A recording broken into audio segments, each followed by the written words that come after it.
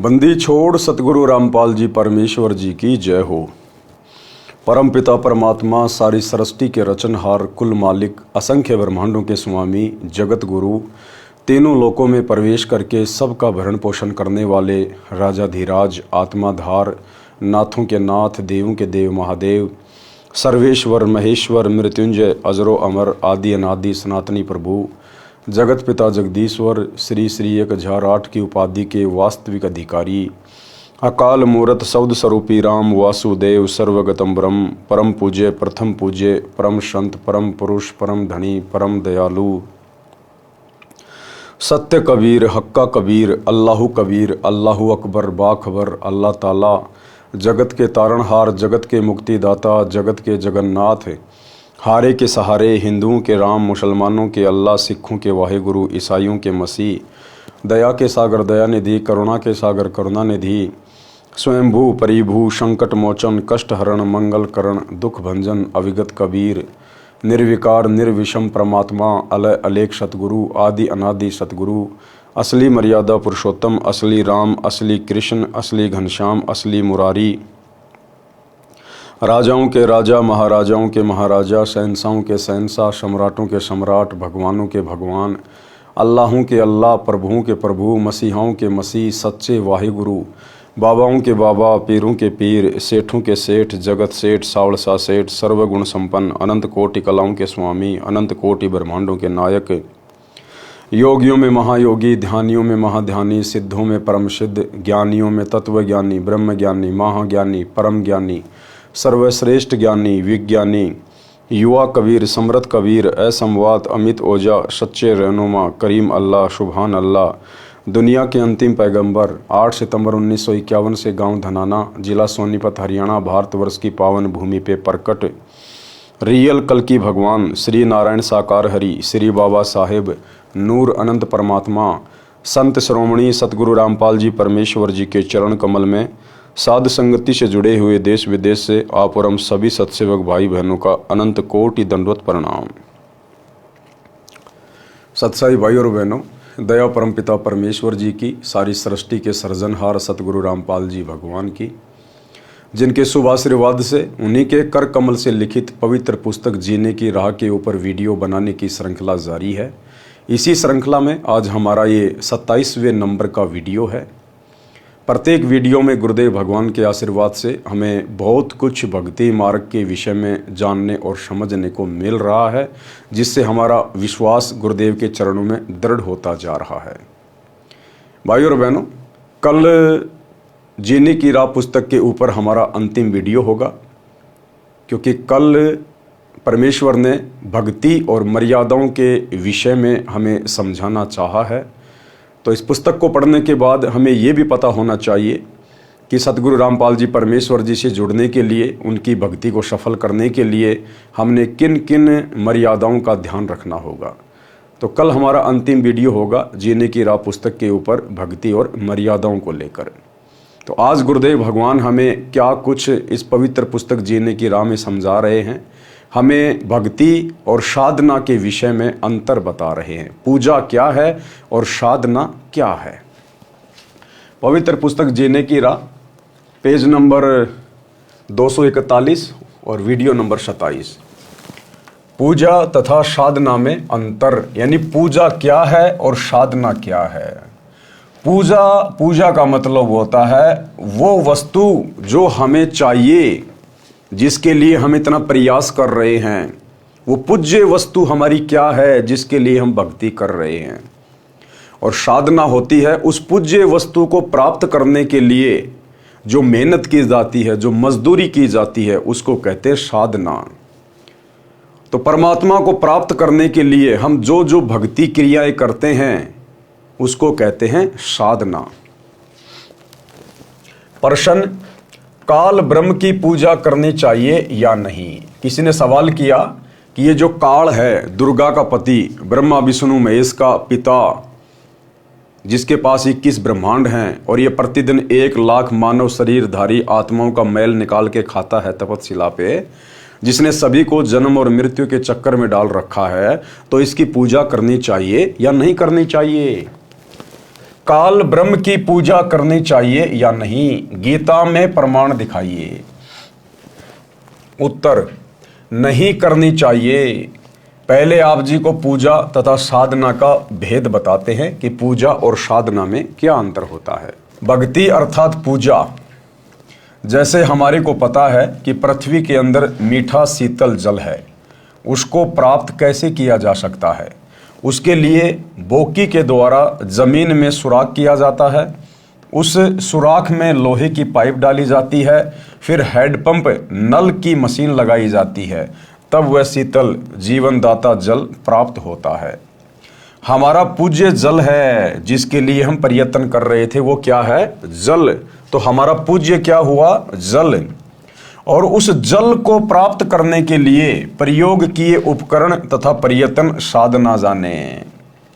यदि हम उपकरणों की पूजा में लगे रहे तो जल प्राप्त नहीं कर सकते। उपकरणों द्वारा पूज्य वस्तु प्राप्त की जाती है। अन्य उदाहरण, जैसे पतिव्रता स्त्री परिवार के सभी सदस्यों का सत्कार करती है, सास ससुर माता पिता के समान, नंद का बड़ी छोटी बहन के समान, जेठ देवर का बड़े छोटे भाई के समान, जेठानी देवरानी का बड़ी छोटी बहनों के समान, परंतु वह पूजा अपने पति की करती है। जब वे अलग होते हैं तो अपने हिस्से की सभी वस्तुएं उठाकर अपने पति वाले मकान में ले जाती है। अन्य उदाहरण, जैसे हमारी इच्छा आम खाने की होती है, हमारे लिए आम का फल पूज्य है, जिसको हम खाना चाहते हैं, जिसको हम प्राप्त करना चाहते हैं। उसे प्राप्त करने के लिए धन की आवश्यकता पड़ती है। धन संग्रह करने के लिए मजदूरी, नौकरी, खेतीबाड़ी करनी पड़ती है, तब आम का फल प्राप्त होता है। इसलिए आम पूज्य है तथा अन्य क्रिया साधना है। साध्य वस्तु को प्राप्त करने के लिए साधना करनी पड़ती है। साधना भिन्न है, पूजा अर्थात भक्ति भिन्न है। स्पष्ट हुआ। सीधी सी बात है भाइयों और बहनों, जैसे हमने प्राप्त करना है सतलोक। हमने क्या प्राप्त करना है? सतलोक। हम किसके लिए भक्ति कर रहे हैं? सतलोक के लिए भक्ति कर रहे हैं। उसके लिए हमने किसकी भक्ति करनी पड़ेगी? सतगुरु रामपाल जी भगवान की भक्ति करनी पड़ेगी। तो सतगुरु रामपाल जी भगवान है हमारे पूज्य। हम किन की पूजा कर रहे हैं? सतगुरु रामपाल जी की। तो ये है हमारी वो पूज्य वस्तु सतगुरु रामपाल जी।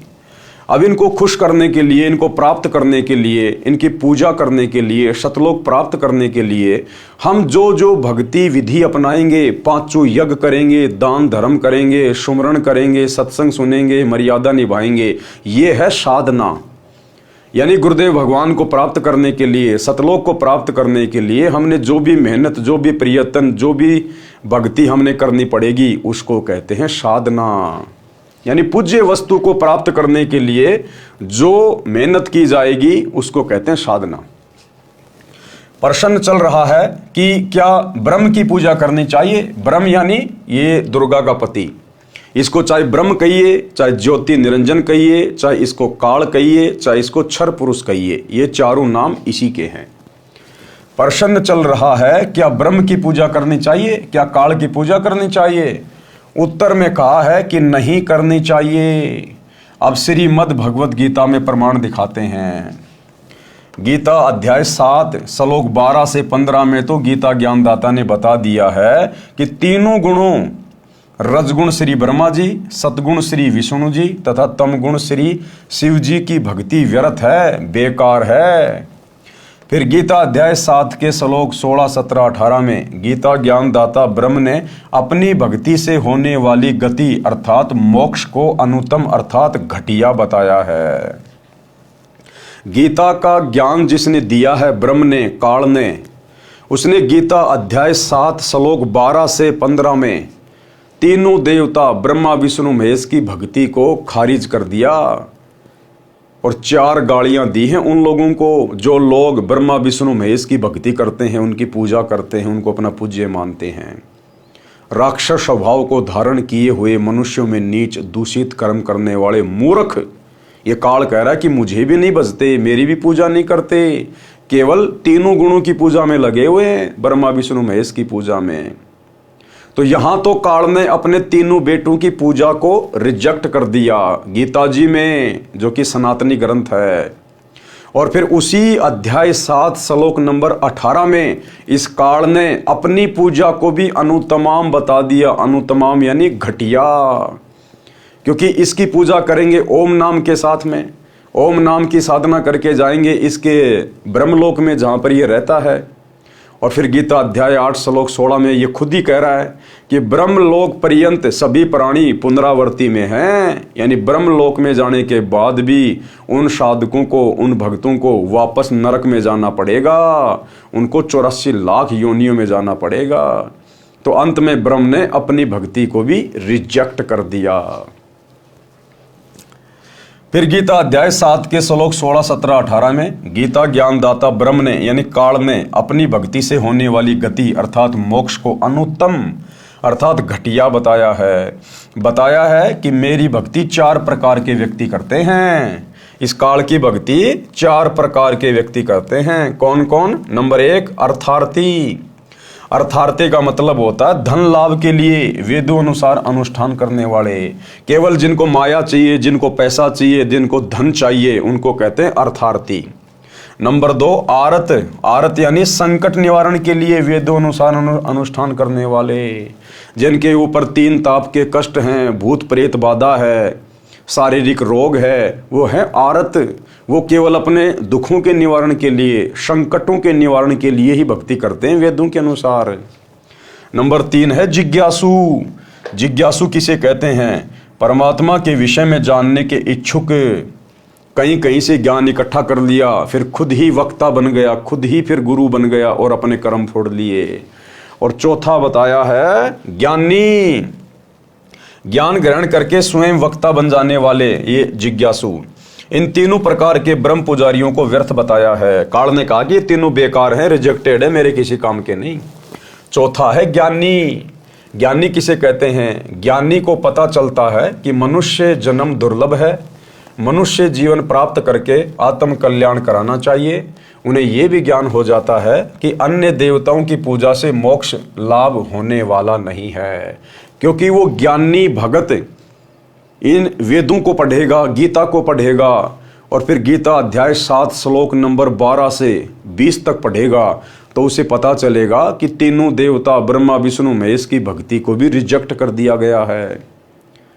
और इस काल ब्रह्म ने अपनी भक्ति को भी अनुत्तम बता दिया, घटिया बता दिया। फिर भला नीचे के देवी देवता, भूत प्रेत, बेताल ये हैं क्या? फिर वो ज्ञानी आत्मा जो एकमात्र ओम मंत्र है, गीता अध्याय 8 श्लोक नंबर 13 में इस ब्रह्म का, उसी को उत्तम मान के, सर्वश्रेष्ठ मान के, मोक्षदाता मान के और उसी की भक्ति में लगी रहती है। लेकिन उस ज्ञानी आत्मा को भी तत्वदर्शी संत ना मिलने के कारण वो भी अंत में फिर 84 में ही जाता है। उन्हें यह भी ज्ञान हो जाता है कि अन्य देवताओं की पूजा से मोक्ष लाभ होने वाला नहीं है, इसलिए एक परमात्मा की भक्ति अनन्य मन से करने से पूर्ण मोक्ष संभव है। उनको तत्वदर्शी संत ना मिलने से उन्होंने जैसा भी वेदों को जाना, उसी आधार से ब्रह्म को यानी इस काल को एक समर्थ प्रभु मानकर यजुर्वेद अध्याय 40 मंत्र 15 से ओम नाम लेकर भक्ति की, परंतु पूर्ण मोक्ष नहीं हुआ। ओम नाम ब्रह्म साधना का है, यानी ओम नाम इस ब्रह्म का है, इस काल का। उससे ब्रह्मलोक प्राप्त होगा, जो कि पूर्व में प्रमाणित किया जा चुका है। गीता अध्याय 8 श्लोक 16 में कहा है कि ब्रह्मलोक पर्यंत सब लोग पुनरावर्ती में हैं, अर्थात आवागमन में हैं, जन्म और मृत्यु में है। अर्थात ब्रह्मलोक में गए भगत भी पुनः लौटकर संसार में जन्म मृत्यु के चक्कर में गिरते हैं। ये है गीता जी का निष्कर्ष। इसलिए काल की साधना और ब्रह्मा विष्णु महेश की साधना नहीं करनी चाहिए, केवल एक परम अक्षर ब्रह्म की साधना करनी चाहिए। काल ब्रह्म की साधना से वह मोक्ष प्राप्त नहीं होता, जो गीता अध्याय 15 श्लोक 4 में बताया है कि तत्व ज्ञान से अज्ञान को काटकर परमेश्वर के उस परम पद की खोज करनी चाहिए, जहां जाने के पश्चात भगत फिर लौटकर संसार में कभी वापस नहीं आता। तो फिर किसकी भक्ति करनी चाहिए? वो ब्रह्म खुद ही कह रहा है, वो काल खुद ही कह रहा है। गीता अध्याय 15 श्लोक नंबर 4 में क्या कह रहा है कि भैया तत्व ज्ञान से अज्ञान को काटकर उस एक परमपिता परमेश्वर की भक्ति करनी चाहिए, जहां जाने के बाद फिर भगत संसार में लौटकर कभी जन्म और मृत्यु में नहीं आता। अब वो कैसे मिलेगा तत्वदर्शी संत, उसकी जानकारी भी इस ब्रह्म ने, इस काल ने गीता अध्याय 4 श्लोक नंबर 34 में बताई है कि तू किसी तत्वज्ञानी संत की खोज कर। अगर तुझे वो तत्वदर्शी संत मिल जाए, तत्वज्ञानी महात्मा मिल जाए, तो फिर उसको भली भांति प्रसन्न कर, दंडवत प्रणाम कर और उससे आगे का ज्ञान पूछ। फिर वो तुझे ज्ञान का उपदेश देगा और उससे भक्ति लेकर फिर तू अपने जन्म मरण का रोग समाप्त करवा। तो भाई और बहनों, आज वो तत्वज्ञानी महात्मा, वो तत्वदर्शी संत, आप और हमारा सौभाग्य जो पृथ्वी पर प्रकट है सतगुरु रामपाल जी के रूप में। ये है वो परम अक्षर ब्रह्म, कबीर परमेश्वर, कबीर देव। गीता अध्याय 7 श्लोक 18 में गीता ज्ञानदाता ने कहा है कि ये ज्ञानी आत्मा जो चौथे नंबर के ब्रह्म के भगत कहे हैं, ये हैं तो उदार अर्थात नेक आत्मा है, परंतु ये तत्व ज्ञान के भाव से मेरी अनुत्तम गति में ही स्थिर रहे। तत्व ज्ञान के भाव से काल कह रहा है कि वो ज्ञानी भी मेरी घटिया साधना में लगा रहा, ओम नाम का ही जाप करता रहा और ब्रह्मलोक में पहुंच गया। अपनी भक्ति कमाई खर्च करके खा पी के फिर 84 लाख योनियों में आ गया। गीता ज्ञानदाता ने अपनी साधना से होने वाली गति को भी अनुत्तम अर्थात घटिया कहा है। अब देखो भाई और बहनों, गीता जी में कितना स्पष्ट लिखा हुआ है, उसके बावजूद भी हमारे आचार्य शंकराचार्य धर्मगुरु हमें गीता जी का निष्कर्ष निकाल के नहीं दे पाए। केवल तोते की तरह इसका पाठ करते रहे, हमें सुनाते रहे और दान दक्षिणा लेते रहे। अब इस परमेश्वर ने धरती पे प्रकट होकर सतगुरु रामपाल जी भगवान ने ये मूल ज्ञान, ये सार ज्ञान सर्व भगत समाज के सामने निकाल के रख दिया। तो भाई और बहनों, अब हमने देर नहीं करनी चाहिए, विलंब नहीं करना चाहिए, क्योंकि भक्ति का विधान हमारे शास्त्र हैं और चारों वेद और गीता जी ये सनातनी शास्त्र हैं। बाद में बने हैं बाकी धर्म तो सारे के सारे, हिंदू धर्म, मुस्लिम धर्म, सिख, ईसाई, जैन, बौद्ध, ये तो सब बाद में बने।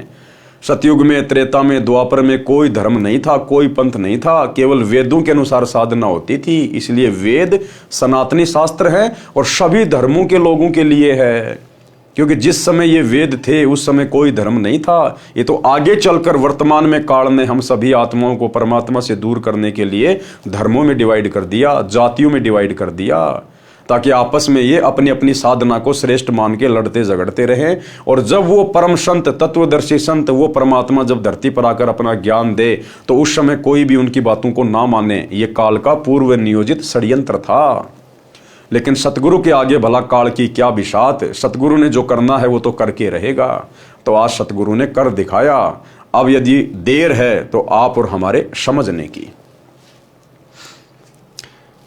इसलिए ब्रह्म पूजा करना भी उचित नहीं, यानी काल की पूजा करना भी उचित नहीं है, क्योंकि काल की भक्ति करके, ओम नाम की साधना करके भी हम लोग 84 लाख योनियों में ही धक्के खाते रहते हैं।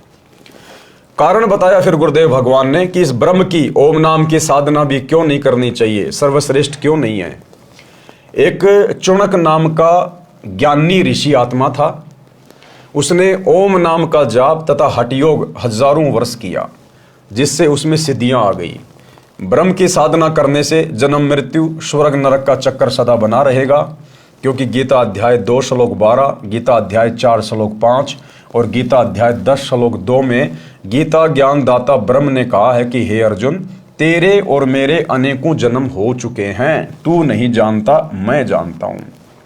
अब बताओ, स्पष्ट रूप से गीता का ज्ञान देने वाला भगवान साफ साफ कह रहा है, अध्याय नंबर 4 श्लोक 5, अध्याय 4 श्लोक 9, अध्याय 10 श्लोक 2 कि अर्जुन, तेरे और मेरे बहुत से जन्म हो चुके हैं, तू नहीं जानता, मैं जानता हूं।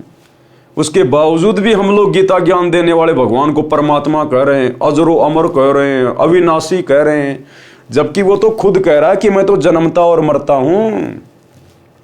तो हमारे धर्मगुरुओं को क्या खाक ज्ञान था इन शास्त्रों का, केवल तोते की तरह संस्कृत में रट्टा लगाते थे, बाकी सार नहीं निकाल पाए, ना समझ पाए।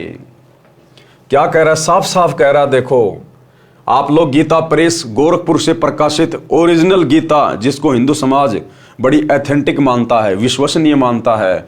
आप जी लाकर 100-150 रुपये में आएगी, आप जी लाकर देख लेना, पढ़ लेना। जो श्लोक यहाँ सतगुरु रामपाल जी परमेश्वर जी के द्वारा लिखे गए हैं आपको एज इट इज मिलेंगे।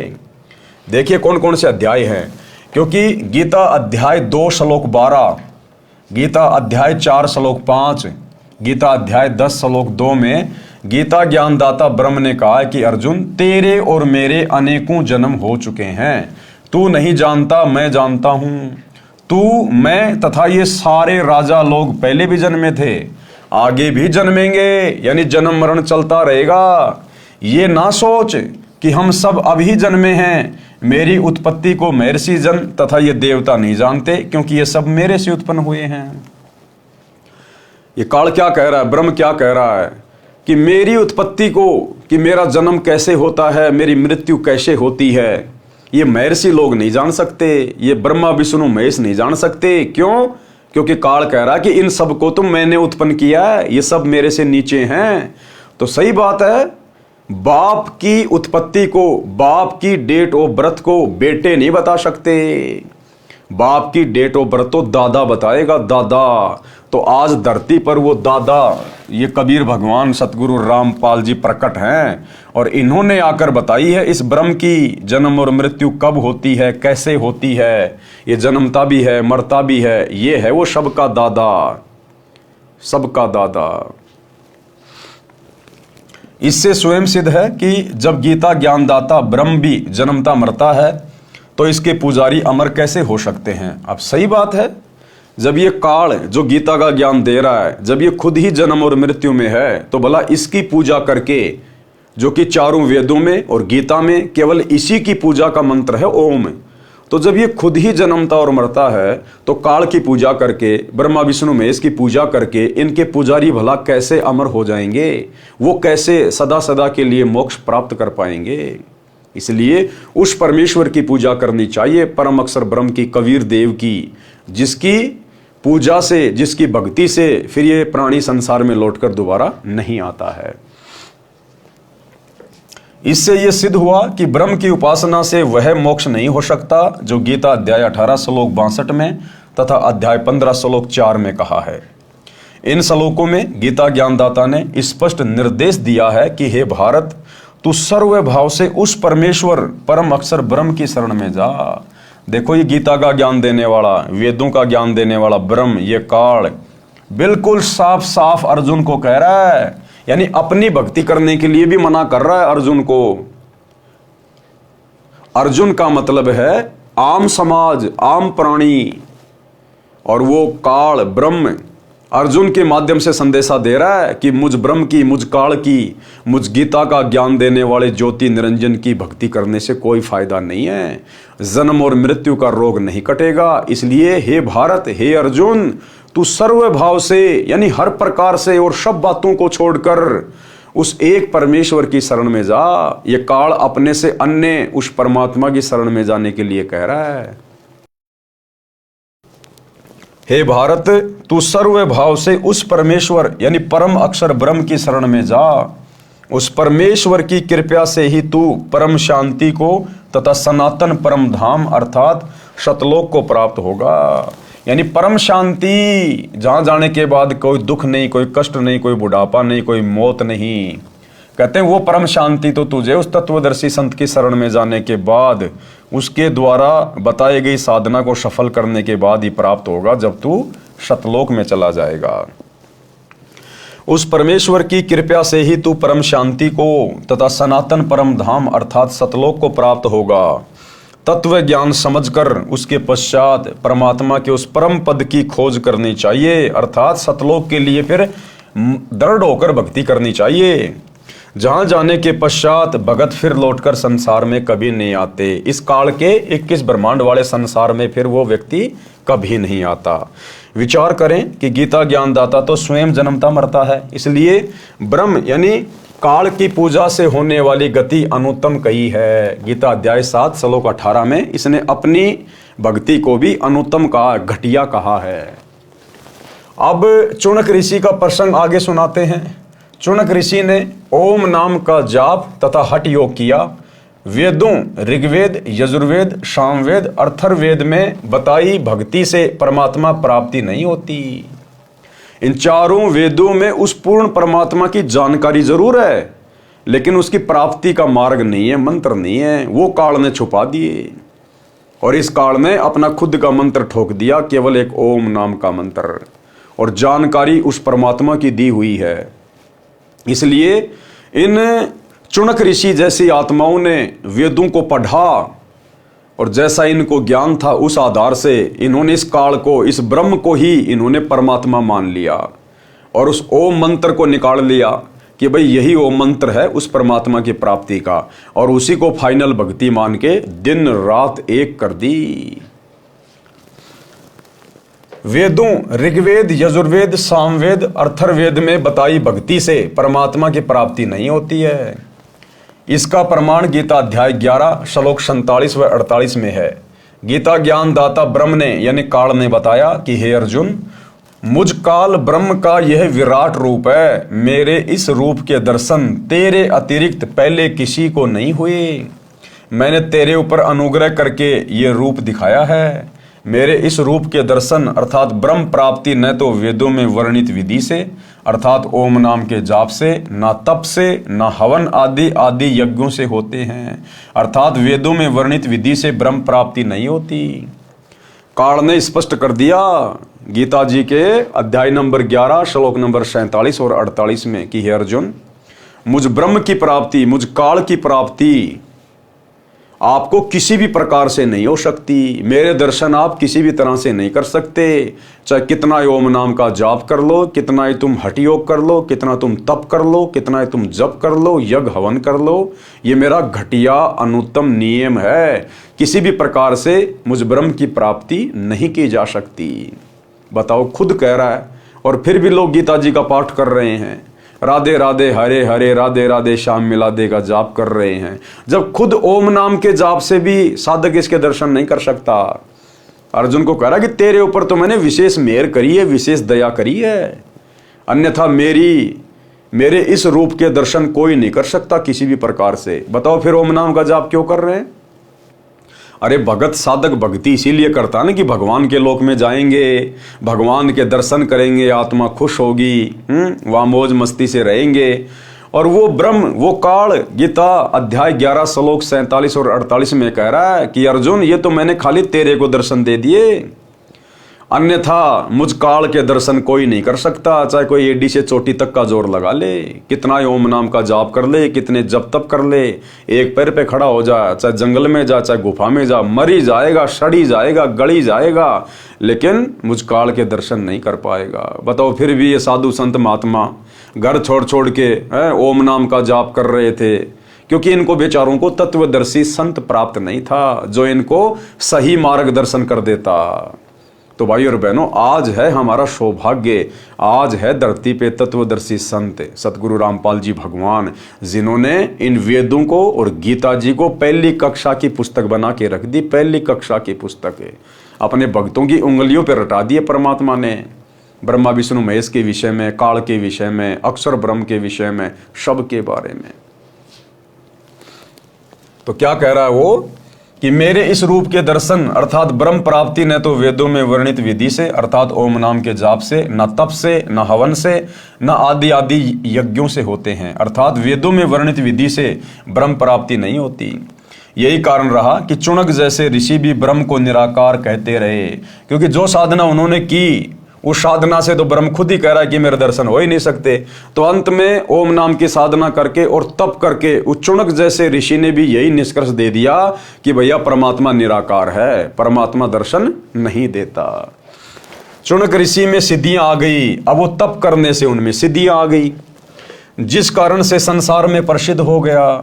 सिद्धि प्राप्त भगत अपनी वर्षों की साधना से की गई चार्ज बैटरी से किसी को श्राप देकर अपनी भक्ति का नाश करते हैं, किसी को आशीर्वाद देकर अपनी भक्ति का नाश करते हैं, किसी पर सिद्धि से जंत्र मंत्र करके अपनी भक्ति का नाश करते हैं तथा संसार में प्रशंसा के पात्र बनकर स्वयं प्रभु बन बैठते हैं, और फिर अगले जन्मों में गधे कुत्ते सुअर बनकर फिर लोगों के लठ खाते हैं। ये है काल की भक्ति की उत्तम उपलब्धि।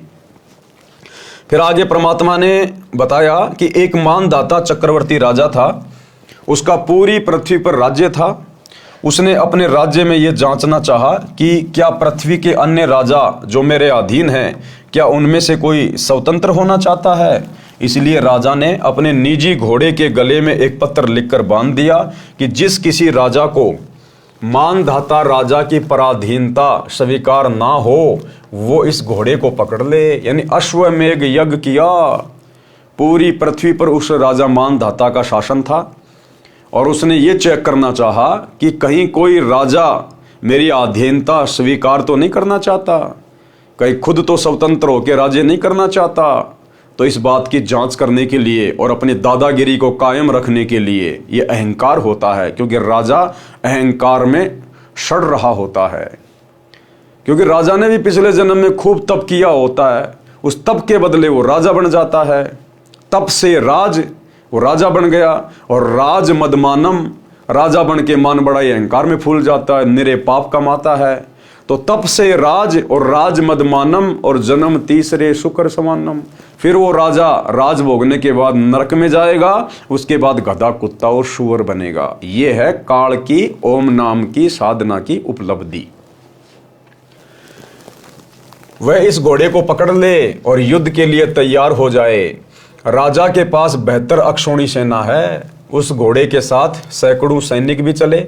सारी पृथ्वी पर चक्कर लगाया, किसी राजा ने उस घोड़े को नहीं पकड़ा, क्योंकि बेहतर अक्षौणी सेना, 1.5-2 करोड़ की सेना उस राजा के पास। तो किसी ने भी घोड़े को नहीं पकड़ा कि भैया मरना थोड़ी है, टाइम पास करना है। हाँ जी ठीक है, हम तो राजा मानधाता के नीचे रह के अपना राज्य कर रहे हैं। किसी राजा ने उस घोड़े को नहीं पकड़ा। इससे स्पष्ट हो गया कि पूरी पृथ्वी के छोटे राजा अपने चक्रवर्ती शासक मानधाता के अधीन हैं। सभी सैनिक जो घोड़े के साथ थे खुशी से वापस आ रहे थे। रास्ते में ऋषि चुनक की कुटिया थी। अब वो चुनक ऋषि जहां अपनी साधना कर रहा था, ओम नाम का जाप और तप कर रहा था, तो तप करने से उसमें सिद्धि आ गई। काफी हजारों वर्षों से बैठा हुआ था। सतयुग में, त्रेता में लाखों साल की उम्र हुआ करती थी। तो तप करने से उसमें सिद्धियां आ गई थी, एटम बम बन गया था। चुनक ऋषि ने सैनिकों से पूछा जो घोड़ों पर सवार थे कि हे सैनिकों, कहां गए थे, इस घोड़े का सवार कहां गया। सैनिकों ने ऋषि जी को सारी बात बताई। ऋषि ने कहा, क्या किसी ने राजा मानधाता का युद्ध नहीं स्वीकार किया। सैनिक बोले कि है किसी की बाजुओं में दम, पिलाया है किसी की माता ने दूध जो हमारे राजा के साथ युद्ध कर ले। राजा के पास 72 अक्षौणी अर्थात 72 करोड़ सेना है, जाड़ तोड़ देंगे यदि किसी ने युद्ध करने की हिम्मत की तो। अब सैनिक तो ऐसे बोलेगा, भाई सैनिक का तो काम ही लड़ना झगड़ना मारकाट करने का होता है। ऋषि चुनक जो काल ब्रह्म का पुजारी था, उसने कहा, हे सैनिकों, आपके राजा का युद्ध मैंने स्वीकार कर लिया। अब ये है भाइयों और बहनों काल प्रेरणा। परमात्मा ने बताया, वो चुनक ऋषि घर छोड़ के जंगल में साधना कर रहा था, तप कर रहा था। किस लिए कर रहा था? परमात्मा प्राप्ति के लिए भक्ति कर रहा था, भगत बन के। लेकिन था काल के अधीन, काल की भक्ति कर रहा था, तो सिर पे तो काल बैठा रहेगा ना, सद्बुद्धि आएगी नहीं जब तक तत्वदर्शी संत से उपदेश लेके भक्ति नहीं करेगा। तो ये काल कैसे अपने भक्तों को धोखा देता है, खुद के उपासकों को भी ये धोखा देता है। अब वो चुनक ऋषि को काल ने अंदर से प्रेरणा कर दी कि राजा का युद्ध तू स्वीकार कर ले, क्योंकि तप करने वाले में भी अहंकार आता है, सिद्धियां होती हैं। उधर राजा में अहंकार, इधर तपस्वी में अहंकार। तो चुनक ऋषि ने कहा कि मैंने तुम्हारे राजा का युद्ध स्वीकार कर लिया और ये घोड़ा यही छोड़ जाओ, बोल दो तुम्हारे राजा को। अब भाइयों और बहनों, हमने शिक्षा लेनी है। हमने, परमात्मा ने एक सत्संग में बताया कि वो चुनक ऋषि परमात्मा प्राप्ति के लिए निकला था। उस नालायक को अपनी भक्ति करनी चाहिए थी, जैसी भी वो कर रहा था। राजा लोग अपना काम कर रहे थे, भगत ने अपना काम करना चाहिए था। क्यों बीच में टांग फंसाई उसने? अगर किसी ने घोड़ा नहीं पकड़ा तो कोई बात नहीं, जाओ भाई तुम्हारे घर पे, अच्छी बात है किसी ने नहीं पकड़ा तो। लेकिन जबरदस्ती चुनक ऋषि ने फटे में टांग अड़ा दी और घोड़ा पकड़ लिया। और घोड़ा पकड़ने के बाद उसके पास तो सिद्धियां थी और राजा की 72 करोड़ सेना का सत्यानाश कर दिया 4 एटम बम बना के। अब बताओ, जितने उसने वो सैनिक मारे हैं अपनी सिद्धि से, 72 करोड़, गुरुदेव ने बताया उस ओम नाम के जाप से और वो तप करने से काफी लंबे समय तक वो ब्रह्मलोक में रहेगा, और जब उसकी कमाई खत्म होगी फिर वो नरक में डाला जाएगा। नरक में कष्ट भोग के फिर 84 लाख योनियों में डाला जाएगा। फिर जब उसका कुत्ता बनने का नंबर आएगा, चौनक ऋषि का, उस ब्रह्म पुजारी का, जब उसका कुत्ता बनने का नंबर आएगा, उस समय उसके सिर में कीड़े पड़ेंगे, कीड़े, क्योंकि उसने 72 करोड़ सेना अपनी सिद्धि से मारी थी। अब भाई हत्या चाहे अपनी सिद्धि से कर दो, चाहे हथियार से कर दो, कैसे भी कर दो, वो लिखे जाते हैं। तो जब वो चौनक ऋषि अपनी ओम नाम की कमाई और तप की कमाई भोग के जब नीचे आएगा, कुत्ता बनेगा, वो 72 करोड़ सैनिक कीड़े बन के, 72 करोड़ सैनिक बनेंगे कीड़े, और उधर चौनक ऋषि बनेगा कुत्ता, और वो 72 करोड़ सैनिक अपना बदला लेंगे, अपनी मौत का बदला, उसके सर में कीड़े पड़ेंगे। ऐसी दुर्गति होगी उसकी, चौनक ऋषि की, काल के पुजारी की। इसलिए परमात्मा मना करते हैं कि इस ब्रह्म की साधना भी घटिया है, अनुत्तम है। ये खुद अध्याय 7 श्लोक 18 और 19 में कह रहा है कि मेरी साधना भी अनुत्तम है, घटिया है, मोक्षदायक नहीं है, जन्म मरण का चक्कर चलता ही रहेगा। तो हम भक्तों ने चौनक ऋषि के इस प्रकरण से शिक्षा लेनी है कि भैया राजा लोग अपनी राजनीति करो। नरेंद्र मोदी है कहीं अपनी रैली कर रहा है, राहुल गांधी कहीं अपनी रैली कर रहा है, कोई भी राजनीतिक पार्टी कोई भी अपना प्रोपेगेंडा चला रही है। हम भक्तों ने उनकी रैलियों में धक्के नहीं खाने चाहिए। हम भक्तों ने पार्टी विशेष को देख के वोटबाजी नहीं करनी चाहिए, किसी राजनेता का समर्थन नहीं करना चाहिए। हम भगत हैं, अपने आत्म कल्याण के लिए भक्ति कर रहे हैं, बकवाद करने के लिए नहीं कर रहे। लेकिन वर्तमान में जिस प्रकार इस परीक्षा के समय में 2014 बरवाला कांड के बाद गुरुदेव के परिवार ने उसी काल की शैतान की प्रेरणा से जो भगत समाज की मर्यादाएं तुड़वा दी है, राजनेताओं की रैलियों में भेज भेज के, आरक्षणों में बैठा के, गुंडों की सीबीआई जांच करवा के, तरह तरह से कुकर्म करवा के, भक्तों के ज्योति पाठ और दान का पैसा चंदे के रूप में आरक्षणों में दे के, जाटों की धर्मशाला बनवा के करोड़ों रुपये में, उसी काल की शैतान की प्रेरणा से, ब्रह्म की प्रेरणा से, और भक्तों की मर्यादा तुड़वा दी। फिर हमने क्या शिक्षा ली गुरुदेव के सत्संगों से? इस चौनक ऋषि की कथा से हमें यही तो शिक्षा मिलती है कि उस नालायक ने भक्ति करनी थी, क्यों फालतू में उसका घोड़ा पकड़ा, क्यों राजाओं के बीच में टांग फंसाई, और अंत में अपनी सारी भक्ति कमाई नष्ट करके चला गया। क्या कह रहे हैं गुरुदेव? उन सैनिकों ने क्या कहा कि जाड़ तोड़ देंगे यदि किसी ने युद्ध करने की हिम्मत की तो। ऋषि चौनक जो काल ब्रह्म का पुजारी था, उसने कहा कि ये सैनिकों, आपके राजा का युद्ध मैंने स्वीकार कर लिया, ये घोड़ा बांध दो मेरी कुटिया वाले पेड़ से। सैनिक बोले कि हे कंगले, तेरे पास दाने तो खाने को नहीं है, क्या युद्ध करेगा तू? राजा मानधाता के साथ अपनी भक्ति कर ले। वो सैनिक क्या कह रहे हैं कि चुपचाप अपनी भक्ति कर ले। अरे हम भी तो ये कह रहे हैं इन सतलोक आश्रम वालों से कि भैया चुपचाप अपनी भक्ति कर लो, ये पाखंड करना छोड़ दो, ये राजनेताओं के पीछे दौड़ना छोड़ दो, चुपचाप अपनी भक्ति कर लो। तो वो सैनिक बेचारे फिर भी उसको समझा रहे हैं कि भगत जी तेरी भक्ति कर ले, तू फालतू में राजाओं के बीच में टांग मत फंसा। लेकिन अहंकार, अपनी भक्ति कर ले, क्यों शात बोल दे रही है तेरी, यानी क्यों तेरे सिर के ऊपर तेरी मौत मंडरा रही है, अर्थात तेरी क्यों शामत आई है। ऋषि ने कहा जो होगा सो देखा जाएगा, जाओ कह दो तुम्हारे राजा को कि तुम्हारा युद्ध चौनक ऋषि ने स्वीकार कर लिया है। राजा को पता चला तो सोचा कि आज एक कंगाल सिरफिरे ऋषि की हिम्मत हुई है, कल कोई दूसरा हिम्मत करेगा। बुराई को प्रारंभ में ही समाप्त कर देना चाहिए। जनता को भयभीत करने के लिए, एक व्यक्ति को मारने के लिए, यानी चौनक ऋषि को मारने के लिए राजा मानधाता ने 72 करोड़ सेना की 4 टुकड़ियां बनाई। एक टुकड़ी 18 करोड़ सैनिक पहले भेजे ऋषि से युद्ध करने के लिए। काल ब्रह्म के पुजारी चौनक ऋषि ने सिद्धि शक्ति से 4 पुतलियां बनाई, जैसे आजकल वैज्ञानिकों ने परमाणु बम बना लिए, एटम बम बना लिए। काल ब्रह्म के पुजारी चौनक ऋषि ने सिद्धि शक्ति से 4 पुतलियां बनाई, अर्थात 4 परमाणु बम तैयार किए। एक पुतली छोड़ी, उसने 18 करोड़ सेना को काट डाला। राजा ने दूसरी टुकड़ी भेजी, ऋषि ने दूसरी पुतली छोड़ी। इस प्रकार राजा मानधाता की 72 अक्षोणी यानी 72 करोड़ सेना का नाश काल ब्रह्म के पुजारी चुनक ने कर दिया। अब गुरुदेव कह रहे विचार करो, ऋषि महर्षियों को राजाओं के बीच में टांग नहीं अड़ानी चाहिए। क्या कह रहे हैं गुरुदेव कि ऋषि महर्षियों को, यानी आज से पहले द्वापर, त्रेता और सतयुग में जो भक्ति करते थे उनको ऋषि महर्षि कहा करते थे। अब कलयुग में उनको भगत कहने लग गए, जैसे आप और हम वर्तमान में भगत कहे जाते हैं। पहले भक्तों को ऋषि महर्षि कहा जाता था। तो क्या कह रहे हैं गुरुदेव कि भक्तों को राजाओं के बीच में टांग नहीं अड़ानी चाहिए। बताओ फिर, क्या वही परमात्मा, वही सतगुरु जो हमें इतनी अच्छी शिक्षा दे रहा है, क्या आज हिसार जेल में जाने के बाद क्या नरेंद्र मोदी की रैलियों में अपने भक्तों को भेजेगा? क्या बीजेपी को वोट डलवाएगा? क्या कभी कांग्रेस को वोट डलवाएगा?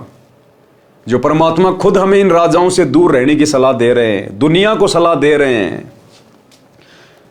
विचार करें, ऋषि महर्षियों को यानी भक्तों को, संतों को राजाओं के बीच में टांग नहीं अड़ानी चाहिए। कारण यह है कि ऋषि जनों ने यानी भक्तों ने हजारों वर्ष ओम नाम का जाप किया परमात्मा प्राप्ति के लिए। परमात्मा मिला नहीं, क्योंकि गीता अध्याय 11 श्लोक 47-48 में लिखा है कि वेदों में यानी चारों वेदों ऋग्वेद, यजुर्वेद, सामवेद तथा अथर्ववेद में वर्णित भक्ति विधि से ब्रह्म यानी काल प्राप्ति नहीं है। इसलिए इससे ऋषियों में सिद्धियां प्रकट हो जाती हैं। अज्ञानता के कारण उसी भूल भुलैया को ये भक्ति की उपलब्धि मान बैठे, जिस कारण से भक्ति करके भी उस पद को नहीं प्राप्त कर सके। जहां जाने के पश्चात पुनः जन्म नहीं होता, क्योंकि इनको तत्वदर्शी संत नहीं मिले। सूक्ष्म वेद में कहा है कि अब आप और हमारा सौभाग्य देखो भाई और बहनों, चुनक जैसे ऋषि को भी, दुर्वासा जैसे ऋषि को भी, वशिष्ठ और विश्वामित्र जैसे ऋषियों को भी तत्वदर्शी संत नहीं मिला तो इन्होंने उसको स्वीकार नहीं किया। और आज आप और हमें देखो, इस घोर कलयुग में परमात्मा तत्वदर्शी संत के रूप में आकर मिल चुके हैं और हमें पूरा इतिहास बता दिया कि भक्तों ने क्या क्या गलतियां की आज से पहले, और तुम लोगों ने किस प्रकार सावधानी बरत के अपनी भक्ति को सफल करना है। कबीर, गुरु बिन काहू न पाया ज्ञाना, जो थोथा भू छड़े मूड किसाना। यानी बिना सतगुरु के आज तक किसी ने भी ज्ञान प्राप्त नहीं किया, सच्चा ज्ञान प्राप्त नहीं हुआ, मोक्ष वाला ज्ञान प्राप्त नहीं हुआ। गुरु बिन काहू न पाया ज्ञाना, जो थोथा भूस छिड़े मूड किसाना। जिस प्रकार थोथा भूस, जैसे गेहूं आपने निकाल लिए, गेहूं निकालने के बाद उसके जो डूंडले बचे हुए हैं उसको यदि कोई कूटे उसमें से गेहूं निकालने के लिए, तो वो तो थोथा भूस कूट रहा है, वो तो मूर्ख है, मूर्ख, कुछ नहीं निकलेगा उसमें। तो बिना सतगुरु के आप चाहे तप कर लो, चाहे जप कर लो, चाहे वेद पढ़ लो, चाहे गीता पढ़ लो, आप तो थोथा भूस छिड़ रहे हो, डूंडले पीट रहे हो, डूंडले, उनमें से अनाज नहीं निकलेगा। गुरु बिन काहू न पाया ज्ञाना, जो थोथा भूस छिड़े मूड किसाना। और गुरु बिन वेद पढ़े जो प्राणी, समझे न सार रहे अज्ञानी। अब इनको गुरु तो बहुत मिले लेकिन सच्चा गुरु नहीं मिला। यहां पर सच्चे गुरु की बात हो रही है कि गुरु बिन वेद पढ़े जो प्राणी, समझे न सार रहे अज्ञानी। आपको लाखों गुरु मिलेंगे जो चारों वेदों को याद करके श्लोक संस्कृत में बोल बोल के सुना रहे हैं, दुनिया को ज्ञान दे रहे हैं, लेकिन वो सच्चे गुरु नहीं है। वो केवल तोते की तरह उन्होंने कंठस्थ याद कर रखा उन श्लोकों को, संस्कृत में घोट लिया, लेकिन वो वेद कह क्या रहे हैं, वो दोहे, वो श्लोक कह क्या रहे हैं, सार क्या है, निष्कर्ष क्या है, वो नहीं समझ पाए। इसलिए गुरु पद पर होने के बावजूद भी उनको हम गुरु नहीं कह सकते। गुरु वो है जो शास्त्रों का निष्कर्ष निकाल के दे दे। गरीब 72 अक्षौणी खा गया, यानी 72 करोड़ सेना राजा मानधाता की खा गया। वो कौन? चुनक ऋषिश्वर, एक ऋषि और ऋषिश्वर यानी ऋषियों में सर्वश्रेष्ठ कहा जाता था वो चुनक। अब बताओ, उनके ये काम है, उनके बिना सतगुरु के, बिना तत्व ज्ञान के, उन ऋषियों में सर्वश्रेष्ठ ऋषिवर ने भी अपनी दुर्गति करवाई और 72 अक्षौणी सेना खा गया, यानी मार डाली। गरीब 72 अक्षौणी खा गया, चुनक ऋषिश्वर एक, दे धारे जोरा फिरे सभी काल की भेक। ये तो जीती जागती मौत फिर रही है साधु संतों के रूप में। अब बताओ, भगत तो भाई साहब चींटी भी नहीं मार सकता, चींटी भी। अगर कभी ऐसी नौबत आ गई भगत के सामने, भगत तो अपनी तरफ से चींटी को भी नहीं मार सकता, चींटी को भी। और ये 72 करोड़ सेना को खा गया, अपनी सिद्धि शक्ति से मार दिया इसने। तो ये काहे के भगत थे ये। लेकिन आज से पहले तत्व ज्ञान के अभाव में हम केवल ऐसे रिद्धि सिद्धि वाले साधकों को, ऋषि मुनियों को ही बहुत बड़े भगत मानते थे। ये तो भक्ति के आसपास भी नहीं थे, आसपास भी। भावार्थ, तत्वदर्शी संत गुरु न मिलने के कारण जो साधना भगत करते हैं वह शास्त्र विधि त्याग कर मनमाना आचरण होता है। अब वो चुनक ऋषि मनमाना आचरण कर रहा था, मनमाना आचरण, जिससे कोई लाभ साधक को नहीं होता। क्योंकि वेदों में तो साफ साफ लिखा हुआ है कि उस तत्वदर्शी संत की खोज कर, उसके बताए अनुसार भक्ति कर, तब तुझे परमात्म ज्ञान होगा, तुझे वो परम धाम मिलेगा। अब इनको तत्वदर्शी संत मिला नहीं, ये तो खुद ही तत्वदर्शी संत बन बैठे अपने आप में। और तप करने से फिर इनमें सिद्धियां आ गई, ओम नाम का जाप करने से ब्रह्मलोक में चले जाते हैं, फिर नीचे गधे कुत्ते सुअर बनते हैं।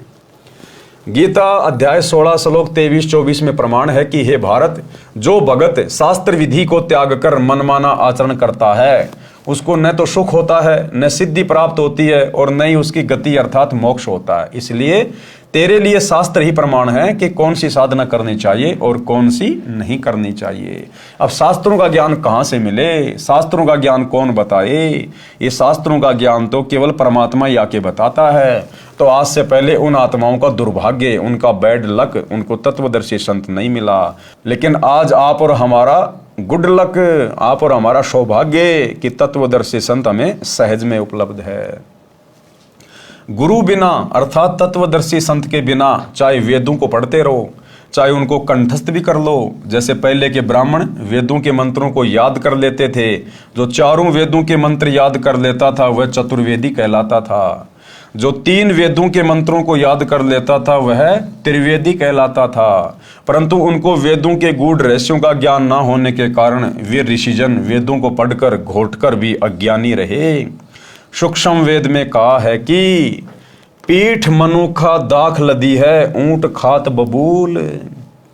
यानी बिना ज्ञान के, बिना अकल के ऊंट की पीठ के ऊपर तो काजू और किशमिश रखे हुए हैं और खुद वो बबूल खा रहा है, कंटीली झाड़ियां खा रहा है, बिना ज्ञान के, बिना अकल के।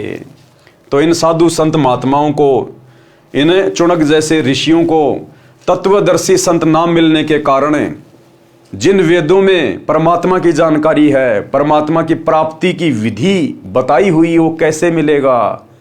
लेकिन ये उस परमात्मा वाली विधि की तरफ तो बढ़े नहीं, और काल ने इनको अपनी साधना में लगा के रखा। बिना अकल के ऊंट उभाना।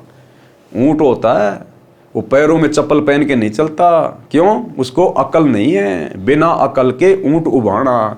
तो ये बिना अकल के थे ये जितने भी साधु संत महात्मा आज से पहले हम जिनके नाम सुना करते थे। पीठ मनुखा दाग लदी है, ऊंट खात बबूल। भावार्थ है कि पहले के समय में रेगिस्तान में ऊंटों पर मुनक्खा दाग लाद कर ले जाते थे। ऊंट पीठ पर तो इतनी स्वादिष्ट मनुखा दाग लादे हुए होता था, और स्वयं बबूल यानी कीकर पेड़ के कांटों में मुख मार मार कर बबूल के पत्ते खा रहा होता था। बिना ज्ञान के सभी ऋषि जी चारों वेदों रूपी मनुखा दाग को लादे फिरते थे और पूजा करते थे काल ब्रह्म रूपी बबूल की, जिससे न सनातन परम धाम और न ही परम शांति प्राप्त होती थी। फिर सूक्ष्म वेद में कहा है, सूक्ष्म वेद क्या है? 5वां वेद कबीर सागर, ये सूक्ष्म वेद है। आदरणीय गरीबदास जी का सदग्रंथ साहिब, ये सूक्ष्म वेद है। ये चारों वेदों का बाप है ये सूक्ष्म वेद।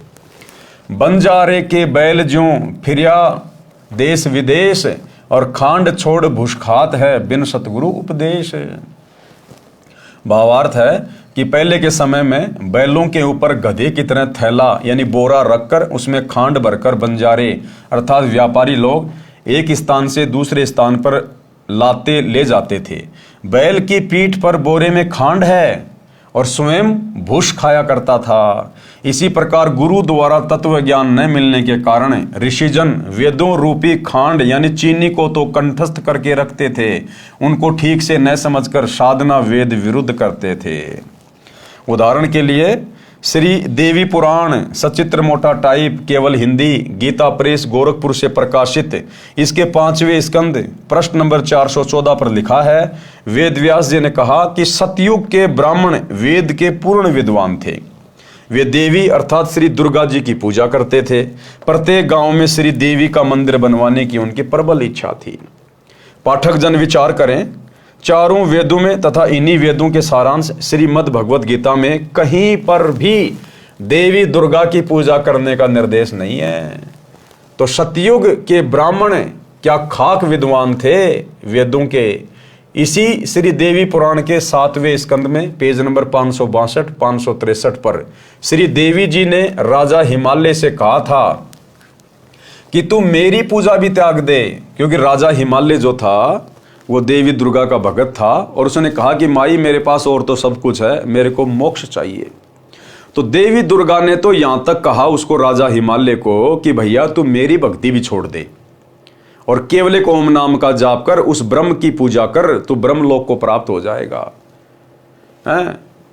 और महर्षि वेदव्यास जी लिख रहे हैं कि सतयुग के ब्राह्मण वेदों के पूर्ण जानकार थे, पूर्ण ज्ञाता थे और देवी दुर्गा की पूजा करते थे। बताओ, देवी दुर्गा तो खुद अपनी पूजा के लिए मना कर रही है अपने भगत को, राजा हिमालय को, कि तू मेरी भक्ति भी छोड़ दे, तू केवल एक ओम नाम का जाप कर, ब्रह्म का जाप कर। बताओ, फिर खाक वेदों के विद्वान थे सतयुग के ब्राह्मण। यदि ब्रह्म प्राप्ति करना चाहता है और सब बातों को त्याग कर केवल ओम नाम का जाप कर, यह ब्रह्म का मंत्र है, इससे ब्रह्म को प्राप्त हो जाएगा। वह ब्रह्मलोक रूपी दिव्य आकाश में रहता है। पाठक जन आसानी से समझेंगे कि जब सतयुग के ब्राह्मणों का ये ज्ञान तथा साधना थी तो वर्तमान के ब्राह्मणों को क्या ज्ञान होगा। जब सतयुग के ब्राह्मणों को भी वेदों का ज्ञान नहीं था, वो भी दुर्गा की पूजा किया और करवाया करते थे। तो बताओ, फिर वर्तमान के जो पेट भर ब्राह्मण हैं, ब्राह्मण यानी विद्वान लोग, ये गुरुजन जो लाखों लोगों की भीड़ इकट्ठा करके उनका मार्गदर्शन करते हैं, उनको कहा है ब्राह्मण। ब्राह्मण किसी जाति से मतलब नहीं है। यहाँ ब्राह्मण सोई जो ब्रह्म पहचाने, जो गुरु पद पे होता है, उसको कहते हैं ब्राह्मण। तो ये कलयुग के ब्राह्मण, अब ये धीरेन्द्र शास्त्री ये ब्राह्मण है अपने आप में, ये अनिरुद्धाचार्य, ये प्रेमानंद जी, ये रितेश्वर महाराज, ये दुनिया भर के साधु संत, दंदन सतगुरु वाले, तुलसीदास जी, ये निरंकारी पंथ वाले हैं, ये सारे के सारे एक प्रकार से ब्राह्मण है ये, क्योंकि आध्यात्मिक क्षेत्र में ये बहुत सारे लोगों की भीड़ इकट्ठी करके गुरु पद पे बैठे हैं। तो जब सतयुग के ब्राह्मणों को ज्ञान नहीं था इन शास्त्रों का, तो इन वर्तमान के कलयुगी ब्राह्मणों को, इन गुरुओं को, आचार्य शंकराचार्यों को क्या खाक ज्ञान होगा। पाठक जन आसानी से समझेंगे कि जब सतयुग के ब्राह्मणों का ये ज्ञान तथा साधना थी तो वर्तमान के ब्राह्मणों का क्या होगा। इसी श्री देवी पुराण के 5वें स्कंद में पेज नंबर 414 पर यह भी लिखा है कि सतयुग में जो राक्षस समझे जाते थे वे कलयुग में ब्राह्मण माने जाते हैं। यानी वर्तमान कलयुग के ब्राह्मण तो ऐसे हैं जैसे सतयुग में राक्षस हुआ करते थे। यानी जैसा आचार विचार व्यवहार सतयुग में राक्षसों का होता था, उस प्रकार के तो वर्तमान कलयुग में ब्राह्मण होंगे, ब्राह्मण। अब बताइए, अब ऐसे लोगों से कैसे परमात्मा प्राप्ति की उम्मीद कर सकते हैं हम। ब्राह्मण कोई जाति विशेष नहीं है, जो परमात्मा अर्थात ब्रह्म के लिए प्रयत्नशील है वही ब्राह्मण कहलाता है, चाहे किसी भी जाति का हो।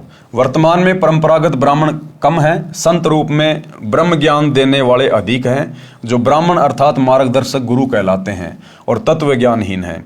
इसलिए कहा है कि तत्वदर्शी गुरु के बिना किसी को वेदों के गूढ़ रहस्यों का ज्ञान नहीं हुआ। जिस कारण से वेदों को पढ़ते थे परंतु साधना वेद विरुद्ध करते थे। वेदों व गीता में तीनों देवताओं श्री ब्रह्मा जी, श्री विष्णु जी तथा श्री शिव जी की पूजा करना निषेध है, मना है। सारा हिंदू समाज ज्ञानहीन संतों द्वारा इन्हीं तीनों देवताओं पर केंद्रित कर रखा है। श्री देवी दुर्गा तथा श्री विष्णु जी, श्री शिव जी की भक्ति कर तथा करा रहे हैं। पहले से ही ये लोकवेद दंत कथा का ज्ञान चला आ रहा है, जो दिखाता हूं। परंतु पहले के अज्ञान को सत्य मानकर, सत्य को आंखों देखकर भी विश्वास नहीं कर रहे, विरोध करते हैं, जेल में भिजवा देते हैं। सूक्ष्म वेद में कहा है कि गरीब वेद पढ़े पर भेद न जाने, ये बातें पुराण 18, और पत्थर की पूजा करें भूल गए सिरजनहारा। ये हाल है काल पुजारियों का, वर्तमान के आचार्य शंकराचार्यों का।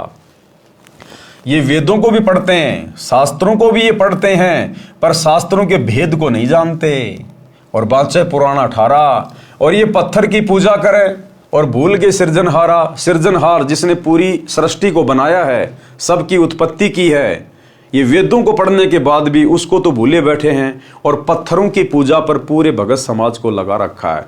जबकि चारों वेदों में और गीता जी में कहीं भी पत्थर पूजने का, मूर्ति पूजने का कोई विधान नहीं है। तो बताओ क्या खाक इन्होंने वेद पढ़े, शास्त्र पढ़े, जो दुनिया को नरक की ओर लेके जा रहे हैं। भावार्थ है कि वेद तथा 18 पुराणों को पढ़ते हैं और मूर्ति की पूजा करते हैं। वेदोक्त सर्व के सर्जनहार परम अक्षर ब्रह्म को भूल गए। अन्य प्रभुओं की पूजा करके उस परम शक्ति तथा सनातन परम धाम अर्थात परमेश्वर के उस परम पद से वंचित रह जाते हैं, जो गीता अध्याय 18 श्लोक 62 तथा अध्याय 15 श्लोक 4 में कहा है। सूक्ष्म वेद में लिखा है कि गुरुआ गांव बिगाड़े संतो गुरुआ गांव बिगाड़े, यानी नकली संत गांव गांव में बैठ गए। गांव गांव में इन्होंने सभी को शास्त्र विरुद्ध साधना पर लगाकर गांव के गांव बिगाड़ दिए। गुरुआ गांव बिगाड़े संतो गुरुआ गांव बिगाड़े, ऐसे कर्म जीव के ल्या दिए फिर जड़े नहीं जाड़े। और ऐसी ऐसी घटिया साधना पे सबको आरूढ़ कर दिया। चौराहे पे ठेकरी दर दे, पीपल के धागा बांध दे, हैं फलाने उस पर्वत की चक्री लगा के आ जा, गोवर्धन की फेरी लगा के आ जा, हैं वहाँ पे 4 पतासे रख दे, माता जी के पुए उतार दे। इन्होंने ऐसी घटिया साधनाओं पर पूरे समाज को लगा दिया, गांव के गांव बिगाड़ दिए इन्होंने। भावार्थ है कि वेद ज्ञानहीन तत्व ज्ञान से अपरिचित गुरुओं ने गांव के गांव में शास्त्र विरुद्ध ज्ञान व भक्ति का ज्ञान सुनाकर उनको इतना भ्रमित कर दिया कि वे अब समझाए से भी शास्त्र विरुद्ध साधना को त्यागने के लिए तैयार नहीं होते। गीता अध्याय 16 श्लोक 23 में लिखा है कि शास्त्र विधि त्याग कर मनमाना आचरण करने से न तो सिद्धि प्राप्त होती है, न सुख प्राप्त होता है, और न ही गति होती है, अर्थात व्यर्थ साधना है। दूसरी ओर आप जी ने चुनक ऋषि की कथा में पढ़ा कि ऋषि चुनक जी को सिद्धियां प्राप्त हो गई।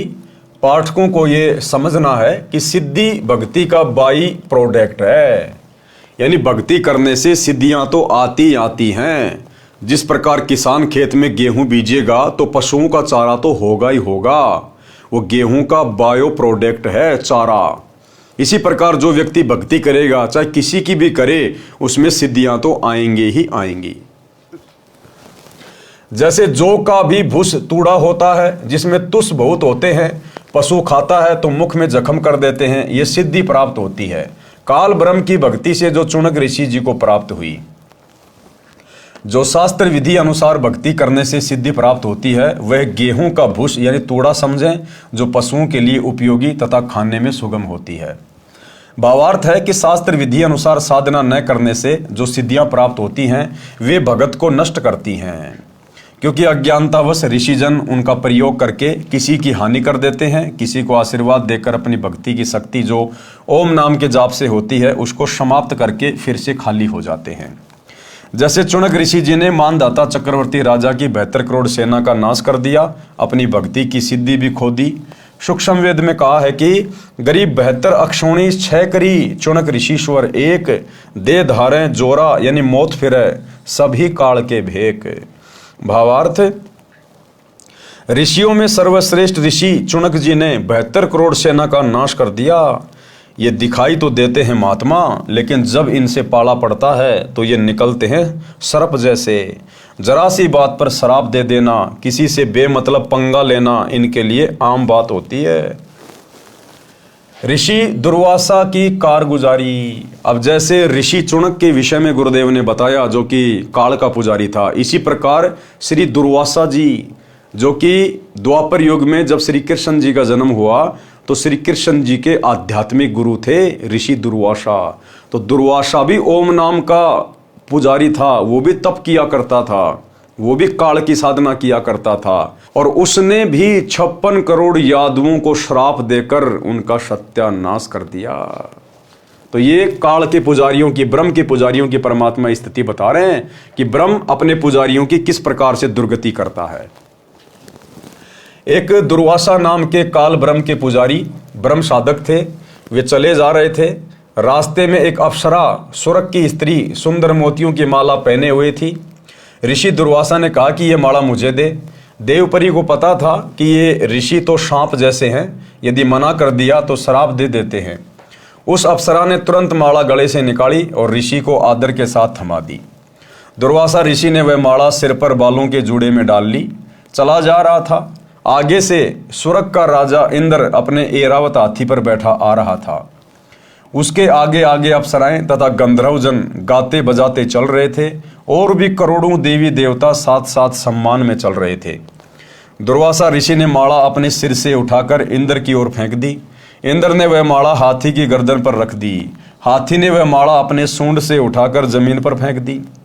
जैसे इंद्र को कोई भगत या देव कोई फूलमाला भेंट करता था तो इंद्र उसको बाद में हाथी की गर्दन पर रख देता था।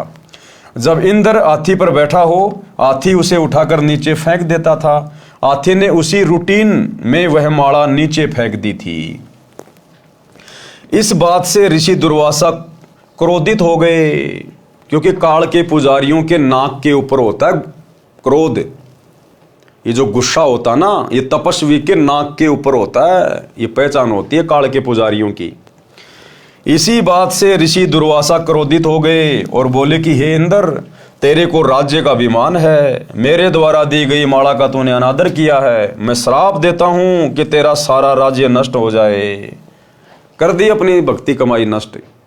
इंद्र को श्राप देके अपनी जो भक्ति कमाई थी, ओम नाम के जाप की जो तप किया था, उसको नष्ट कर दिया बेमतलब।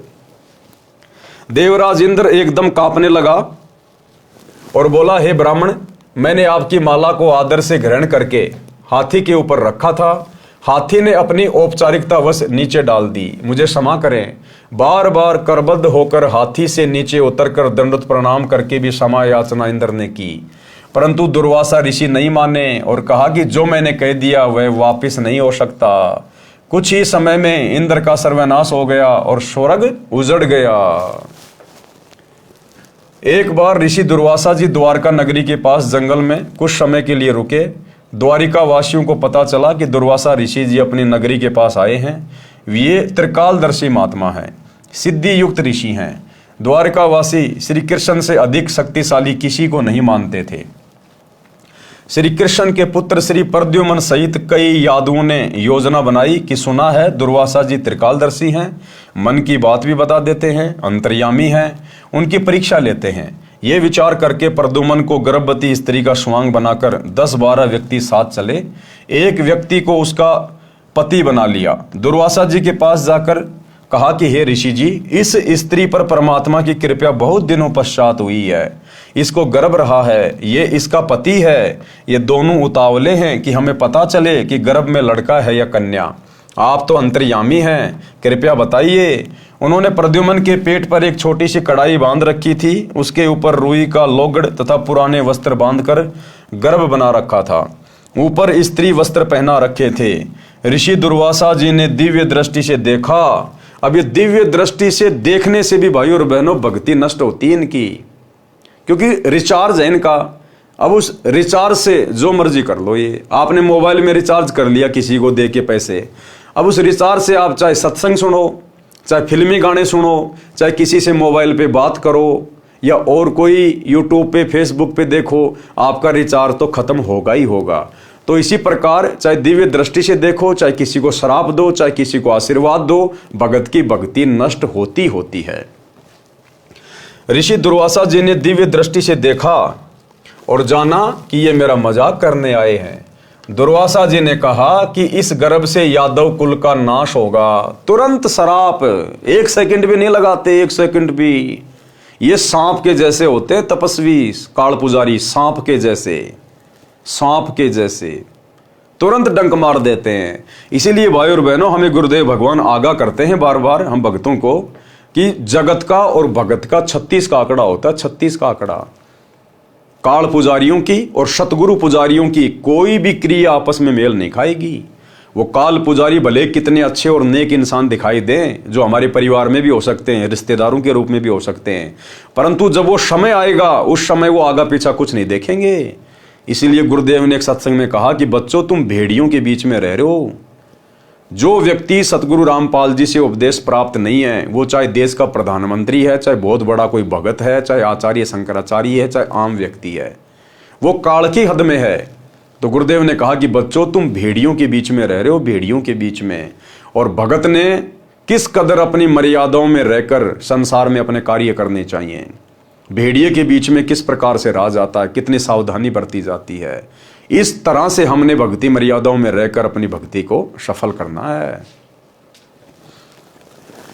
दुर्वासा जी ने कहा कि इस गर्भ से यादव कुल का नाश होगा। इतना कहकर क्रोधित हो गए, सर्व व्यक्ति वहां से खिसक गए। अब बताओ, ये श्री कृष्ण जी के बेटे के लक्षण है ये? ये श्री कृष्ण जी के बेटे प्रद्युम्न के लक्षण है ये? पेट के बांध के कड़ाई और औरत के पहन के कपड़े और वहां ड्रामा करने गया उसके साथ में। क्या जरूरत थी वहां जाने की? क्या ये संस्कार दिए थे श्री कृष्ण जी ने भाई अपने बेटे को? अब बताओ, श्री कृष्ण जी के बेटे के संस्कार हैं ये।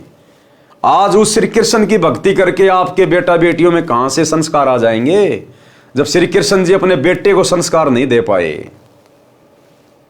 जबकि उस समय तो वो प्रद्युम्न शादीशुदा था, बाल बच्चे वाला था, उसके बावजूद भी साधु संतों से मजाक करने के लिए निकल गया। तो श्री कृष्ण अपने बेटे को भी संस्कार नहीं दे पाए। बताओ, आज उनके मंदिरों में जा जाके चढ़ावा चढ़ा के, गोवर्धन की फेरी लगा के, राधे राधे शाम मिला के बोल के, तुम्हारे अंदर कहां से संस्कार आ जाएंगे? सर्व व्यक्ति वहां से खिसक गए। नगरी में यह बात आग की तरह फैल गई कि ऋषि दुर्वासा जी ने श्राप दे दिया है कि यादवों का नाश होगा। उनको विश्वास था कि हमारे साथ सर्वशक्तिमान भगवान अखिल ब्रह्मांड के नायक श्री कृष्ण जी हैं। दुर्वासा के श्राप का प्रभाव हम पर नहीं हो पाएगा। फिर भी कुछ बुद्धिमान यादव इकट्ठे होकर श्री कृष्ण जी के पास गए तथा ऋषि दुर्वासा से किया बच्चों का मजाक तथा ऋषि दुर्वासा द्वारा दिए श्राप का वृत्तांत बताया। सर्व वार्ता सुनकर श्री कृष्ण जी ने कुछ देर सोचकर कहा कि उन बच्चों को साथ लेकर दुर्वासा जी के पास जाओ और क्षमा याचना करो। दुर्वासा के पास गए, क्षमा याचना की, परंतु दुर्वासा ने कहा कि जो मैंने बोल दिया वह वापस नहीं हो सकता, क्योंकि इन ऋषियों के पास, काल पुजारियों के पास में बैक गियर नहीं होता। आगे बढ़ने का गियर होता है, बैक वाला नहीं होता इनके पास। सर्व व्यक्ति फिर से श्री कृष्ण जी के पास गए तथा सर्व बात बताई। द्वारिका में भोजन भी नहीं बना। सर्व नगरी चिंता में डूब गई। अब देखो भाई और बहनों, इन भगवानों की कितनी समर्थता है, ये कितने परमात्मा है, कितने ये शक्तिशाली हैं, ब्रह्मा विष्णु महेश। अब श्री कृष्ण जी द्वारिका वासियों को, उन यादवों को समाधान बताएगा कि तुम चिंता मत करो। जो सर्वनाश होगा वो किससे होगा? जो प्रद्युम्न पेट से जो कड़ाई बांध के ले गया था उसी से तो होगा। दुर्वासा ने यही तो श्राप दिया था ना कि इस गर्भ से यादवों का सत्यानाश होगा, कुल नाश होगा। तो वो गर्भ में क्या था? वो कड़ाई बांध रखी थी। तो श्री कृष्ण जी ने कहा कि चिंता क्यों करते हो, समाधान बता रहे हैं भगवान। अब वो समाधान भगवान का कितना सफल होगा, कितना असफल होगा, आपकी आंखों के सामने आएगा। भगवान का समाधान भगवान के गले की हड्डी बन गया। भगवान का समाधान भगवान की मौत का कारण बन गया। श्री कृष्ण जी तो अंतर्यामी भी नहीं है, वो तो भविष्य को भी नहीं देख सकते कि जो तू समाधान यादवों को बता रहा है वो तो तेरी मौत का कारण है और यादवों की मौत का कारण बनेगा। बताओ, जब श्री कृष्ण जी अपने रिश्तेदारों का समाधान नहीं कर पाए, समाधान के बजाय उनका सत्यानाश कर दिया, अपने परिवार का समाधान नहीं कर पाए, उस श्री कृष्ण जी के द्वारा बताए गए समाधान से श्री कृष्ण जी का पूरा खानदान नष्ट हो गया। श्री कृष्ण जी के बेटे मर गए और अंत में श्री कृष्ण जी का भी नाश हो गया। उसी समाधान से क्या समाधान बताया? श्री कृष्ण जी ने कहा कि चिंता किस बात की, जो वस्तु गर्भ रूप में प्रयोग की थी उसी से तो हमारा विनाश होना बताया है। ऐसा करो, कपड़ों तथा रुई को जलाकर तथा लोहे की कढ़ाई को पत्थर पर घिसाकर प्रभास क्षेत्र यानी यमुना नदी के किनारे एक स्थान का नाम है, उसमें यमुना नदी में डाल दो। क्या समाधान बताया श्री कृष्ण जी ने, तीन लोक के भगवान ने, श्री विष्णु जी ने, कि वो जो कढ़ाई है ना जो पेट के बांध के ले गया था, जो ऋषि ने श्राप दिया था, तुम यमुना जी के किनारे जाओ प्रभास क्षेत्र में और वहां जाकर पत्थर की शिला से इस कढ़ाई को घसो और घिस घिस के सारा का सारा चूरा यमुना जी के पानी में डाल दो। ना रहेगा बांस, ना बजेगी बांसुरी, बस वो बह के चला जाएगा, यादव बच गए। तो ये समाधान बताया श्री कृष्ण जी ने। अब आगे चलकर यही श्री कृष्ण जी के द्वारा बताया गया समाधान उस यादव कुल के सत्यानाश का कारण बनेगा। बताओ फिर आज 11-21-51 का प्रसाद लेके श्री कृष्ण जी के चरणों में चढ़ा के राधे राधे श्याम मिला के ये मनमाना जयकारा लगा के मंदिरों में जा जाके, अरे तुम कैसे अपना समाधान करवाओगे? तुम्हारा कैसे भला होगा? जो श्री कृष्ण अपने बेटे का, अपने रिश्तेदारों का, अपने यादव कुल का भला नहीं कर पाया, श्री कृष्ण का समाधान उल्टा सबकी मौत बन गई। वहीं बैठकर घिसाओ, वही चूरा दरिया में डाल दो, वहीं पर राख पानी में डाल दो, न रहेगा बांस, ना बजेगी बांसुरी। जब गर्भ की वस्तुएं ही नहीं रहेंगी तो हमारा नाश कैसे होगा? ये बात द्वारिका वासियों को अच्छी लगी और अपने को संकट मुक्त मान लिया। श्री कृष्ण जी के आदेश अनुसार सब किया गया। कढ़ाई का एक कड़ा पूरी तरह नहीं घिस पाया, उसको वैसे ही यमुना नदी में फेंक दिया। अब लोग लगे, वो यादव भाई लगे सभी घिसने कढ़ाई को, और लास्ट में वो एक साइड का उसका पकड़ने वाला बच गया, वो कड़ा वो अंत में किसी ऐसे व्यक्ति को दे दिया। वो था आलसी, उसने देखा कोई देख तो रहा नहीं, अब ये इससे क्या होगा छोटे से कड़े से, जब पूरी कढ़ाई घस दी, उसने ऐसे फेंक दिया। वो कड़ाहा श्री कृष्ण जी की मौत का कारण बना। वो कड़ाहा श्री कृष्ण का समाधान खुद का काल बन गया। कढ़ाई का एक कड़ा पूरी तरह नहीं घिस पाया, उसको वैसे ही यमुना नदी में फेंक दिया। वह एक मछली ने चमकीला खाद्य पदार्थ जानकर खा लिया। उस मछली को बालिया नामक भील ने पकड़ लिया। जब मछली को काटा तो उससे निकली धातु की जांच करने के पश्चात उसको अपने तीर को आगे के हिस्से में जहर युक्त करवा कर लगवा लिया। वो कड़ा जो फेंक दिया गया, एक मछली ने खा लिया। मछली को एक बालिया नाम के शिकारी ने पकड़ लिया। उसने देखा कि बहुत अच्छी वस्तु है, जाकर उसने सुनार को दिखाया, बोले भैया कोई सोना चांदी तो है नहीं, लेकिन लोहा बहुत अच्छी क्वालिटी का है। तो उस बालिया नाम के शिकारी ने अपना तीर बनवा लिया उससे और आगे से उसको जहर में बुझा दिया, जहर युक्त करवा लिया। यानी लोहे का तीर बना के उसको आग में उसको जो है गर्म करके और फिर उसको जहर के अंदर डाल देते थे, जैसे कि पानी में डाल दिया जाता है। तो फिर वो जहर को वो गरम गरम लोहा अपने अंदर समा लेता है, और जब उस तीर से किसी को मारा जाता है तो शिकार अगर तीर से ना मरे तो जहर से मर जाता है। तो वो तीर अंत में वो बालिया श्री कृष्ण जी के पैर में मारेगा। यानी श्री कृष्ण जी के द्वारा बताया गया समाधान उनकी खुद की मौत बन गई। तो वर्तमान में तो श्री कृष्ण जी भी नहीं है। अब उनके मंदिरों में जाके घटियां बजाने से, गोवर्धन की फेरी लगाने से, उनकी फोटो के आगे धोख लगाने से, लड्डू गोपाल को भोग लगाने से कुछ नहीं मिलेगा, कुछ भी। सब मनमाना आचरण है। यही तो शिक्षा दे रहे हैं गुरुदेव भगवान। ये कथाएं हमें यही तो शिक्षा दे रही है। ये कथाएं हम पहले भी पढ़ा करते थे, लेकिन हमारे दिमाग के ऊपर से निकल जाती थी। जब तत्वदर्शी संत इन कथाओं को लिखता है, बताता है, तब हमारी बुद्धि ऑन होती है, हम समझ पाते हैं। जब मछली को काटा तो उससे निकली धातु की जांच करने के पश्चात उसको अपने तीर को आगे के हिस्से में विष युक्त करवाकर लगवा लिया, उसे सुरक्षित रख लिया।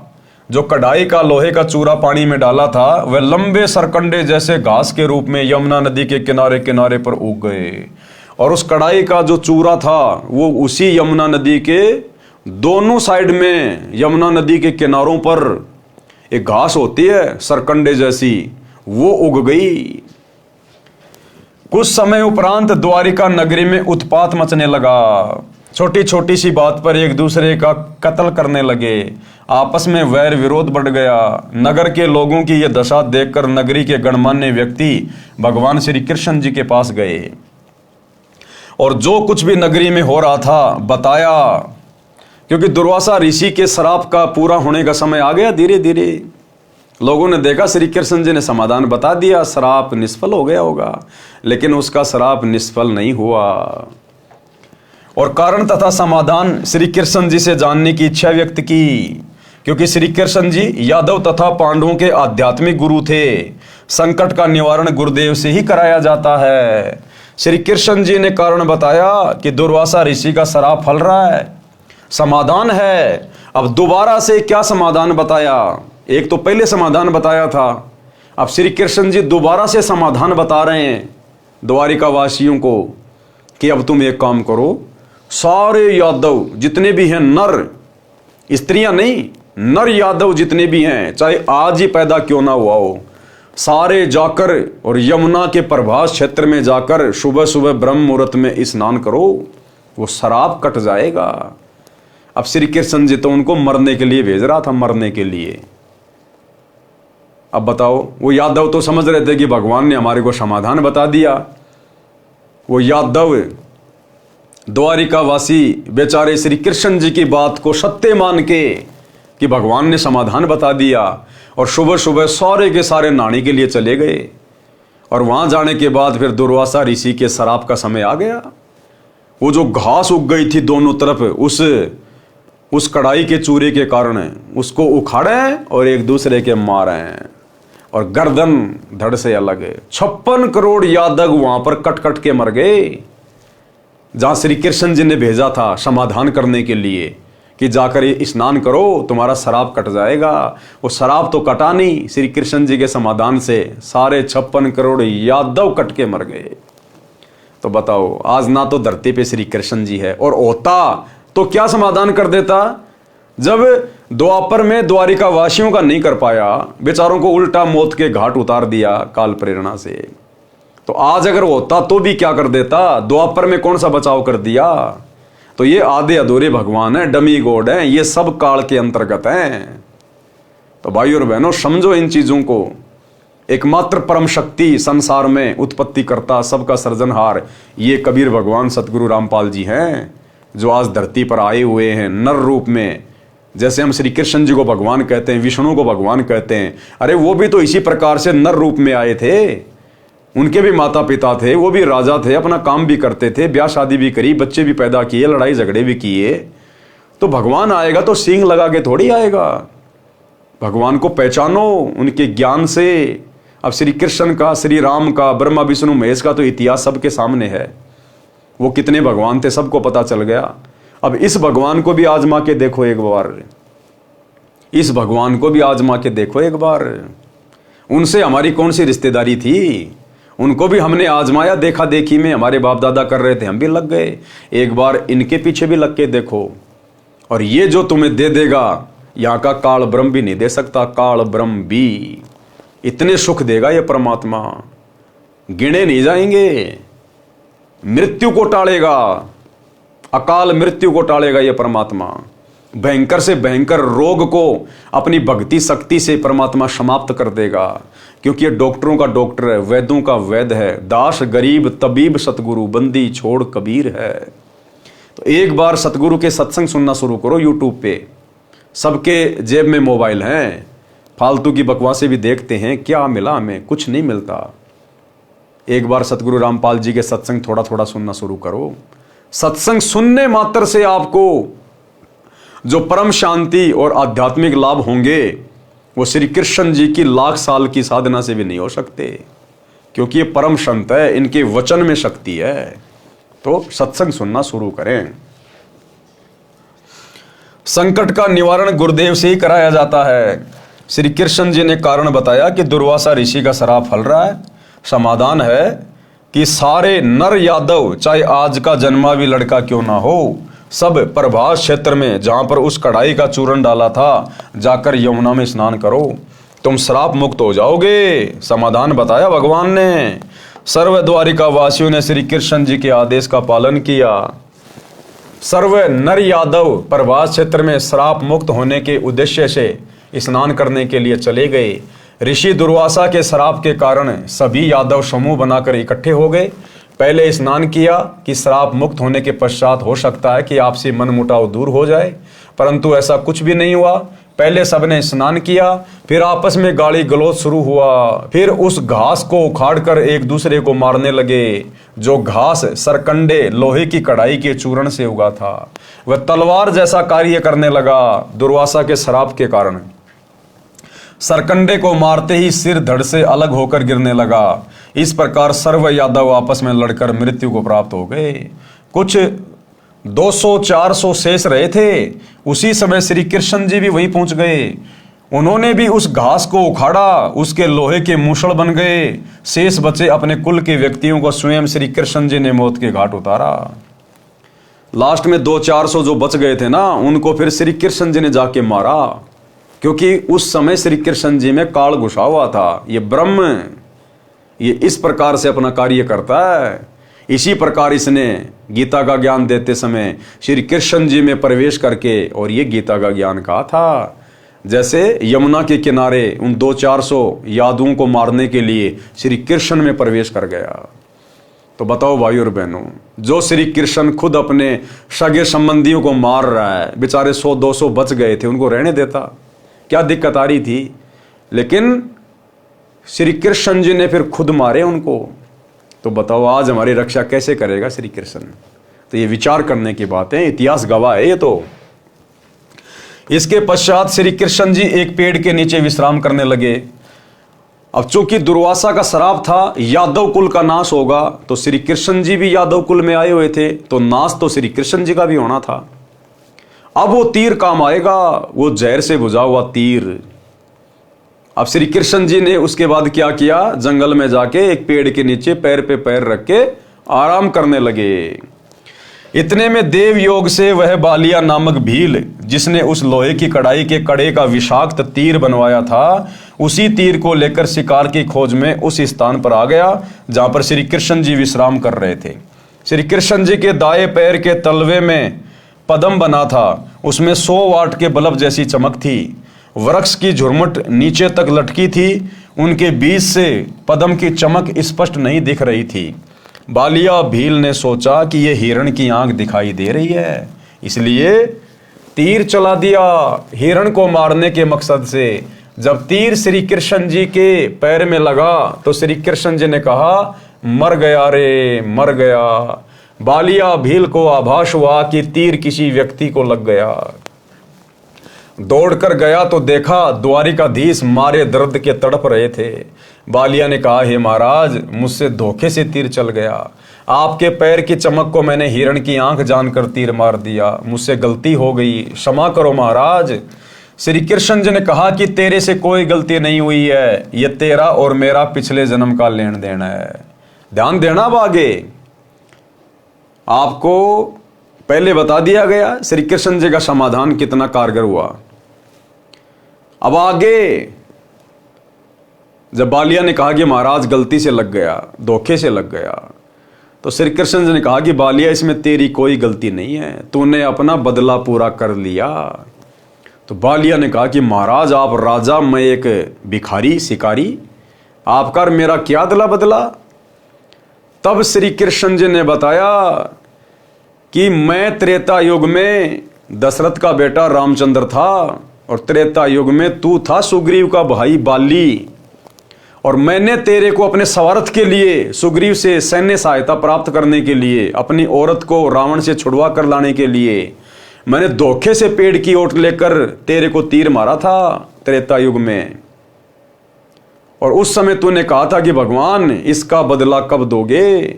तो मैंने कहा था कि द्वापर में दूंगा, जब मैं श्री कृष्ण रूप में आऊंगा। तो भाई तेरी कोई गलती नहीं है, तूने अपना बदला आज ले लिया, तू बाली वाली आत्मा है।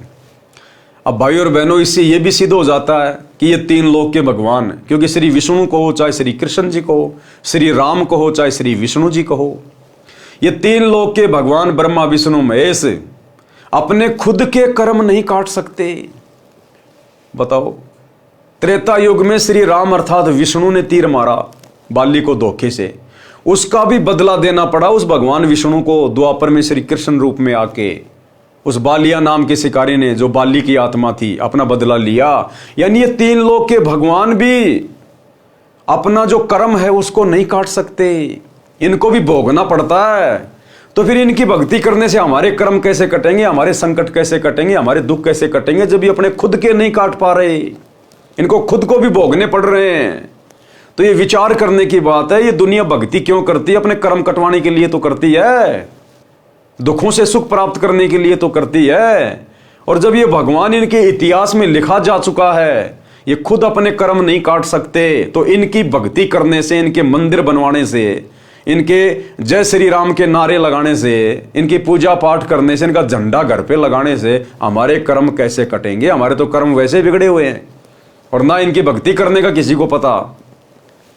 तो बताओ भाई और बहनों, हम क्या कर रहे हैं फिर? किस दिशा में जा रहे हैं? इन आचार्यों, शंकराचार्यों ने, धर्म गुरुओं ने मात्र अपना पेट भरने के लिए पूरे भगत समाज का बेड़ा गर्क कर दिया, सत्यानाश कर दिया, शास्त्रों के विरुद्ध साधना पे लगाकर। तो ये विचार करने की बात है। श्री कृष्ण जी ने कहा कि तेरे से कोई गलती नहीं हुई है, ये तेरा और मेरा पिछले जन्म का लेन देन है, वो मैंने चुका दिया है। तू त्रेता युग में सुग्रीव का भाई बाली था, मैं रामचंद्र पुत्र दशरथ था। मैंने भी तेरे को पेड़ की ओट लेकर धोखे से मारा था, वह अदला बदला पूरा किया है। इस प्रकार दुर्वासा ऋषि के श्राप से सभी यादव कुल का नाश हुआ। जो वर्तमान में यादव है, ये वो हैं जो उस समय माताओं के गर्भ में थे, बाद में उत्पन्न हुए थे। अब बहुत सारे लोग सवाल कर लेते हैं कि भाई जब सारे यादव मर गए थे तो वर्तमान में ये यादव जो है ये कौन है, फिर कहां से आए? तो उस समय जो श्राप था वो केवल नर यादवों को समाप्त करने का था। जो स्त्रियां थी वो स्त्रियां स्नान करने नहीं गई थी, स्त्रियों को नहीं मारा गया था। तो उन स्त्रियों के पेट में जो बच्चे थे, आगे चलकर फिर उनसे यादव कुल का विकास हुआ है। सूक्ष्म वेद में लिखा है, गरीब दुर्वासा कोपे तहां, यानी दुर्वासा जब क्रोधित हुआ और क्रोधित होकर उसने श्राप दे दिया श्री कृष्ण जी के बेटे को। दुर्वासा कोपे जहां समझ न आई नीच, यानी दुर्वासा ऋषि को नीच की संज्ञा दी है, नीच की, कि बच्चों ने जरा सा मजाक कर दिया और उस नीच ने पूरे खानदान के सत्यानाश का श्राप दे दिया। ये भगत है, ये संतों के लक्षण है, ये साधुओं के लक्षण होते हैं। इसलिए परमात्मा कहते हैं काल की भक्ति नहीं करनी चाहिए, ब्रह्म की। देख लो काल की भक्ति करने वालों का व्यवहार। ये दुर्वासा ऋषि, उचुणक ऋषि, ये सब काल पुजारी थे। ये तो जीती जागती मौत है, मौत। दे धारे जोरा फिरे, सभी काल की भेक। दुर्वासा कोपे यानी गुस्से में हुआ, क्रोधित हुआ, और समझ न आई नीच, यानी जरा सा भी दिमाग नहीं लगाया उसने। और 56 करोड़ यादव कटे, मची रुधिर की कीच, खून का भी वहां पे कीचड़ बन गया, पूरी जमुना लाल कर दी। सरलार्थ, दुर्वासा ने बच्चों के मजाक को इतनी गंभीरता से लिया कि उनके कुल का नाश करने का श्राप दे दिया। उस नीच दुर्वासा ने यह भी नहीं सोचा कि क्या अनर्थ हो जाएगा। बात कुछ भी नहीं थी। दुर्वासा नीच ऋषि ने इतना जुल्म कर दिया कि 56 करोड़ यादव कटकर मर गए और रक्त के बहने से कीचड़ बन गया। अब बताओ, हम इनको बहुत बड़े सम्मानित, आदरणीय, परम पूजनीय मानकर इनका सम्मान किया करते थे। ये तो नीच की श्रेणी में है, नीच की श्रेणी में, आम व्यक्ति से भी गिरे हुए हैं ये काल पुजारी। इसी प्रकार चुनक ऋषि ने बेमतलब पंगा लेकर मानधाता राजा की 72 करोड़ सेना का नाश कर दिया। एक कपिल नाम के ऋषि थे। अब तीसरा उदाहरण दे रहे हैं गुरुदेव भगवान काल के पुजारियों का, कि ब्रह्म साधना करने वाले कितने खतरनाक होते हैं, कितने नीचे गिरे हुए होते हैं। इनमें ज्ञान नाम की चीज नहीं होती, बुद्धि विवेक नहीं होता इनमें, ये तो एटम बम होते हैं। एक कपिल नाम के ऋषि थे, जिनको कपिल भगवान भी कहा जाता है, कपिल भगवान, जिनको भगवान विष्णु के 24 अवतारों में से एक अवतार भी माना जाता है। वे तपस्या कर रहे थे। एक सगड़ राजा था, उसके 60,000 पुत्र थे। किसी ऋषि ने बताया कि यदि एक तालाब, एक कुआं, एक बगीचा बना दिया जाए तो एक अश्वमेघ यज्ञ जितना फल मिलता है। राजा सगड़ के लड़कों ने यह कार्य शुरू कर दिया। समझदार व्यक्तियों ने उनसे कहा कि आप ऐसे जगह जगह तालाब, कुएं, बगीचे बनाओगे तो पृथ्वी पर अन्न उत्पन्न करने के लिए स्थान ही नहीं रहेगा, किसी राजा ने विरोध किया तो उससे लड़ाई कर ली। उन राजा सगड़ के लड़कों ने एक घोड़ा अपने साथ लिया, उसके गले में पत्र लिखकर बांध दिया कि यदि कोई हमारे कार्य में बाधा करेगा वो इस घोड़े को पकड़ ले और युद्ध के लिए तैयार हो जा। अब 60,000 लड़के, अहंकार तो होना ही होना था। आज गांव में किसी के 4-5 लड़के हो जाएं, वो पूरे गांव को अधर उठा देते हैं। तो राजा सगड़ के तो 60,000 लड़के थे। तो उन्होंने घोड़ा लिया, एक लेटर बांध दिया उसके गले में कि अगर कोई हमारे कार्य में बाधा करना चाहता है तो हमसे आके लड़ाई कर ले, वह इस घोड़े को पकड़ ले और युद्ध के लिए तैयार हो जाए। उन सिरफिरों से कौन टक्कर ले? अब 60,000 से कौन टक्कर ले भाई? पृथ्वी देवी भगवान विष्णु जी के पास गई, एक गाय का रूप धारण करके कहा कि हे भगवान, पृथ्वी पर एक सगड़ राजा है, उसके 60,000 पुत्र हैं, उनको ऐसी सिरड़ उठी है कि मेरे को खोद डाला, वहाँ मनुष्य के खाने के लिए अन्न भी उत्पन्न नहीं हो सकता। भगवान विष्णु ने कहा कि तुम जाओ, वे अब कुछ नहीं करेंगे। भगवान विष्णु ने देवराज इंद्र को बुलाया और समझाया कि राजा सगड़ के 60,000 लड़के यज्ञ कर रहे हैं, यदि उनकी 100 यज्ञ पूरी हो गई तो तुम्हारी इंद्र गद्दी उनको देनी पड़ेगी। अब इंद्र को जब इंद्र की वो पदवी दी जाती है तो साथ में उसको एक हिदायत दी जाती है कि अगर किसी ने इंद्र की गद्दी प्राप्त करने योग्य जप या तप कर लिया, ऐसा कोई धार्मिक अनुष्ठान कर लिया, तो भैया तेरे को इस गद्दी से उतारा जाएगा, तेरे को बनाया जाएगा गधा और उस व्यक्ति को इंद्र की पोस्ट दी जाएगी। तो इंद्र कोशिश करता है हर प्रकार से उनकी यज्ञ को खंडित करने की। तो काल ने प्रेरणा की विष्णु में, विष्णु ने इंद्र को बता दिया और इंद्र ने फिर अपने दूत भेज दिए, अपने हलकारे भेज दिए कि किसी भी प्रकार से उनका काम बिगाड़ो। समय रहते कुछ बनता है तो कर ले। इंद्र ने हलकारे अर्थात अपने नौकर भेजे, उनको सब समझा दिया। रात्रि के समय राजा सगड़ के पुत्र सोए पड़े थे, घोड़ा पेड़ से बांध रखा था। उन देवराज के फरिश्तों ने घोड़ा खोलकर कपिल तपस्वी की जांग पर बांध दिया। वो कपिल ऋषि जो साधना कर रहा था, तपस्या कर रहा था, जो भगवान विष्णु के 24 अवतारों में से एक माने जाते हैं, वो इंद्र के नौकरों ने वो घोड़ा वहां से खोला और कपिल ऋषि की जांग के बांध दिया। अब सुबह राजा सगड़ के बेटे उठे, घोड़े को ढूंढने लगे। कपिल ऋषि वर्षों से तपस्या कर रहा था, जिस कारण से उसका शरीर अस्थि पिंजर जैसा हो गया था। आसन पद्म लगाए हुए था, टांगे पतली पतली थी, जैसे पेड़ की जड़ों की मिट्टी वर्षा के पानी से बह जाती है और जड़ों के बीच में 6-7 इंच का अंतर हो जाता है। ऋषि कपिल जी की टांगे ऐसी थी। इंद्र के हलकारों ने घोड़े को टांगों के बीच के रास्ते में से जांग के पास रस्से से बांध दिया। राजा के लड़कों ने सुबह उठते ही घोड़ा देखा, उसकी खोज में युद्ध करने की तैयारी करके 60,000 का लंगार चल पड़ा। घोड़े के पद चिन्हों के साथ साथ कपिल मुनि के आश्रम में पहुंच गए। घोड़े को बंधा देखकर सगड़ राजा के पुत्रों ने ऋषि जी की कोख में दोनों बाजुओं के नीचे कोखों को हरियाणवी भाषा में ही कहते हैं, भाले चुबो दिए। यहाँ पे इधर कपिल ऋषि की पलकें इतनी लंबी बढ़ चुकी थी कि जमीन पर जा टिकी थी। ये आंखों के जो बाल होते हैं ना, ये पलकों के, वो इतने लंबे समय से तपस्या कर रहा था, ये आंखों की पलकों के बाल नीचे जमीन पे टिके हुए थे। ऋषि को पीड़ा हुई तो क्रोधवश पलकों को हाथों से उठाया, आंखों से अग्नि बाण छूटे। 60,000 सगड़ के पुत्रों की सेना की पुली सी बिछ गई, अर्थात 60,000 सगड़ के बेटे मरकर ढेर हो गए। ये है काल पुजारियों की उपलब्धि। तपस्या कर रहा था भगवान प्राप्त करने के लिए और गुस्से में आके देखा उसने अपनी पलकी यूं उठा के कि मेरे को किसने मेरे को पीड़ा पहुंचाई है। ये गुस्सा, परमात्मा कहते हैं 60,000 हाथियों जितना बल समाप्त होता हमारा। इसलिए सतगुरु के भक्तों ने गुस्सा करने से बचना चाहिए। कामी, क्रोधी और लालची, इनसे भक्ति ना होए। भक्ति करे कोई सूरमा, जात वर्ण कुल खोए। तो भक्तों ने गुस्सा नहीं करना चाहिए, ऐसा गुरुदेव भगवान कह रहे हैं। तो हम सभी भगत भाई बहनों ने कोशिश करनी चाहिए, प्रयास करना चाहिए।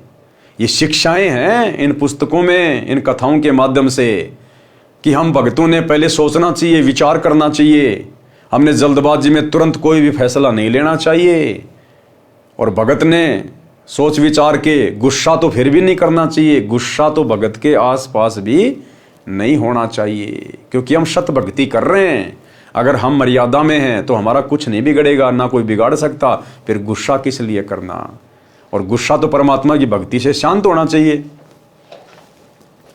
सूक्ष्म वेद में कहा है कि 60,000 सगड़ के होते कपिल मुनीश्वर खाए, जय परमेश्वर की करे भक्ति तो अजर अमर हो जाए। 72 अक्षोणी खा गया चुनक ऋषिश्वर एक, दे धारे जोरा फिरे सभी काल के भेग। अब वो कपिल ऋषि, बताओ, उसको भगवान का अवतार माना जाता है और 60,000 को खा गया।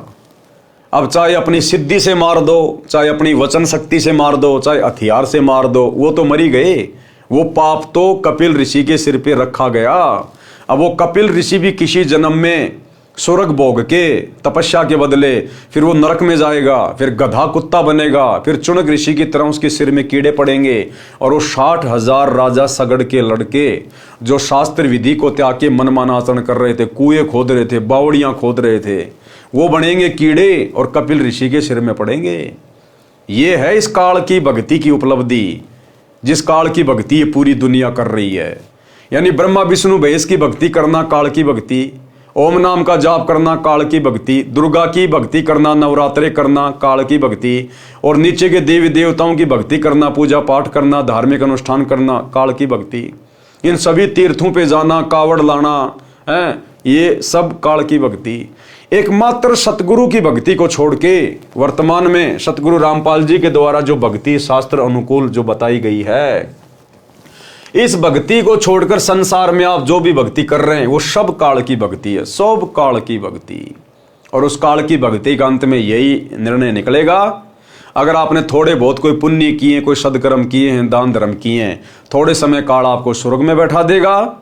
उसके बाद फिर आपके पाप कर्म ढेरों हैं, उसके बाद ज़्यादा समय आपको नरक में ठोकेगा, उसके बाद आपको पृथ्वी पर 84 लाख योनियों में गधा कुत्ता शुअर बनाएगा, असहनीय कष्ट भोगोगे। फिर वो 84 लाख योनियों का चक्कर काटने के बाद फिर एक मनुष्य जन्म मिलेगा। उस मनुष्य जन्म में अगर सौभाग्य से सतगुरु मिल गया तो आपके अच्छे कर्म बनेंगे, नहीं तो वही काल की भक्ति, देवी देवताओं की भक्ति, माता मसाणी, भैरव, भूत, हनुमान की भक्ति करके फिर वही चक्कर, फिर वही स्वर्ग, वही नरक, वही 84, वही मनुष्य जन्म, ये चक्कर चलता रहेगा अरहट के कुएं की तरह।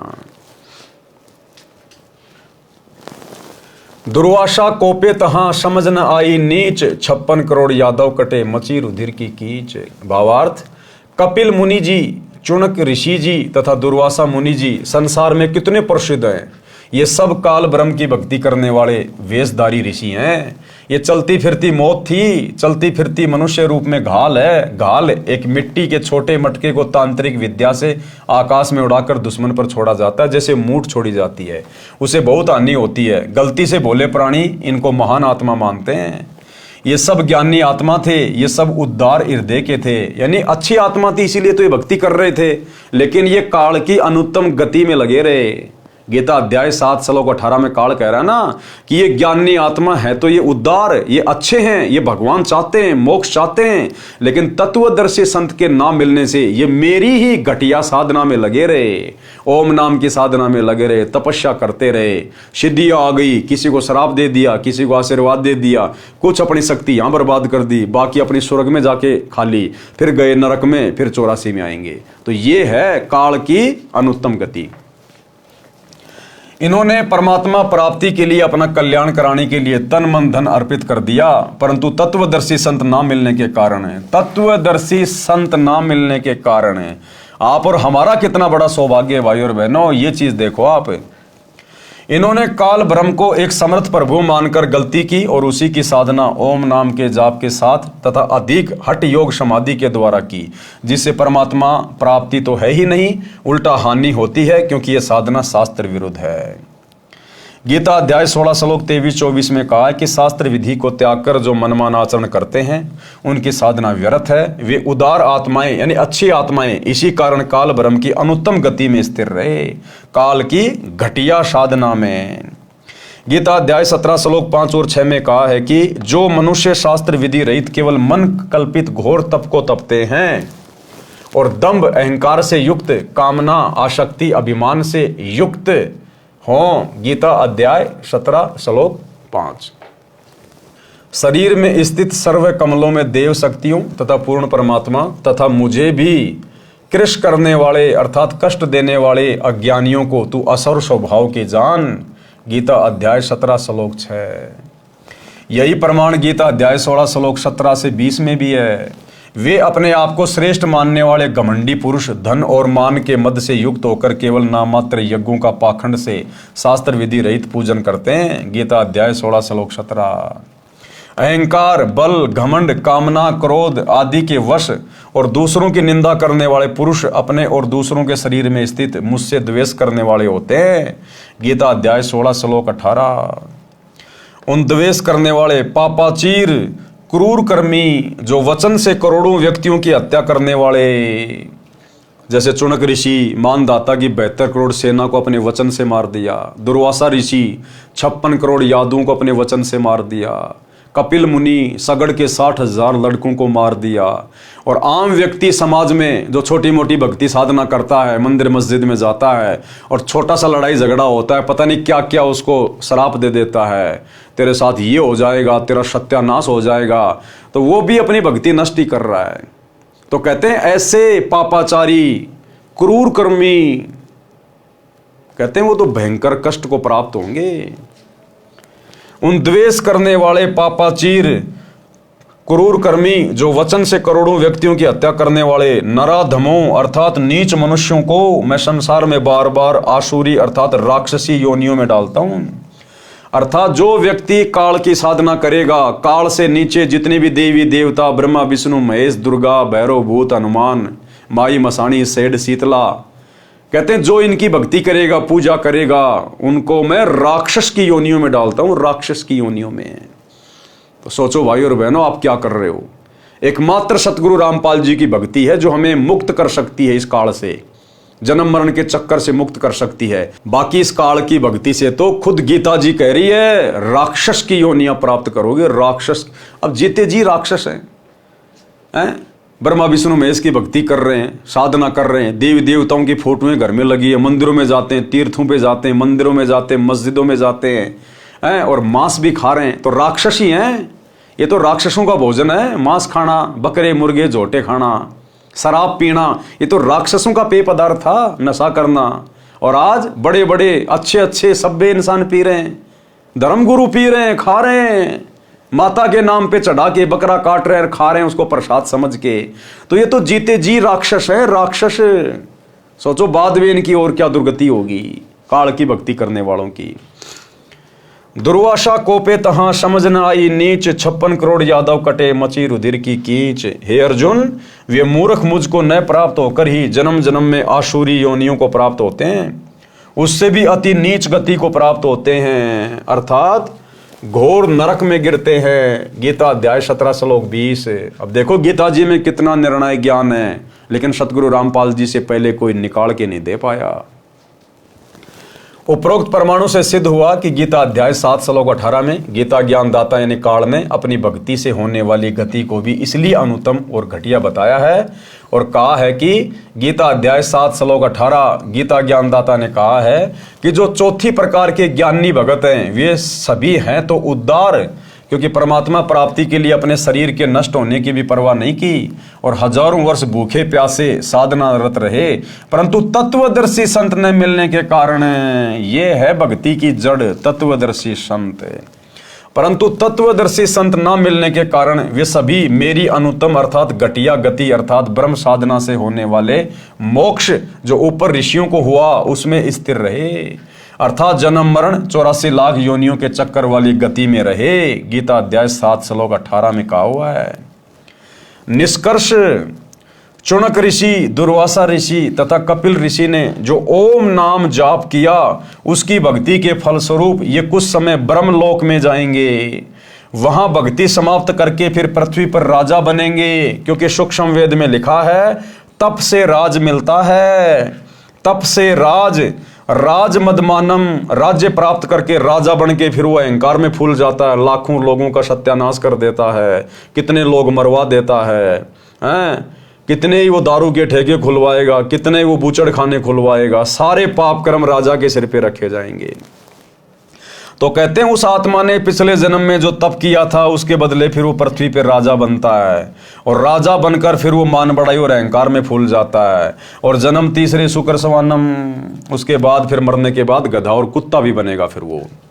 फिर कुत्ता गधा बनेंगे, फिर नरक जाएंगे। जब कुत्ते बनेंगे तब इनके सिर में कीड़े पड़ेंगे।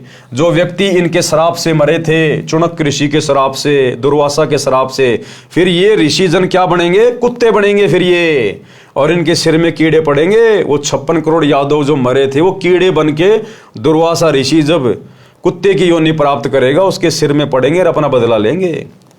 उनका पाप इनको भोगना पड़ेगा, कीड़े इनका मांस चुन चुन कर खाएंगे। इसलिए गीता में भी ऐसे साधकों के विषय में बताया है, वो आप जी ने ऊपर पढ़ लिया। उपरोक्त कथाओं का सारांश अब गुरुदेव भगवान कह रहे हैं, इन कथाओं का निष्कर्ष क्या है? नंबर 1, ब्रह्म साधना यानी काल की साधना अनुत्तम यानी घटिया है।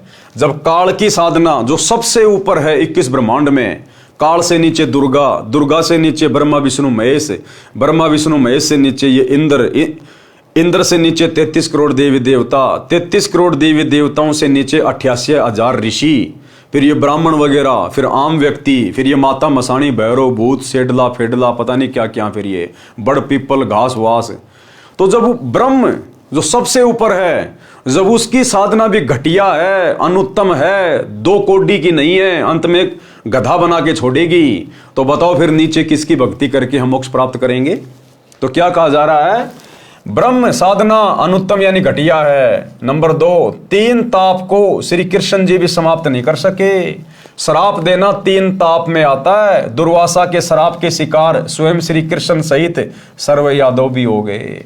तुम कौन राम का जपते जापम, ताते कटे ना तीनों तापम। ये ब्रह्मा विष्णु महेश तो 3 ताप को भी समाप्त नहीं कर सकते। ये खुद अपने कर्मों को नहीं काट पाए।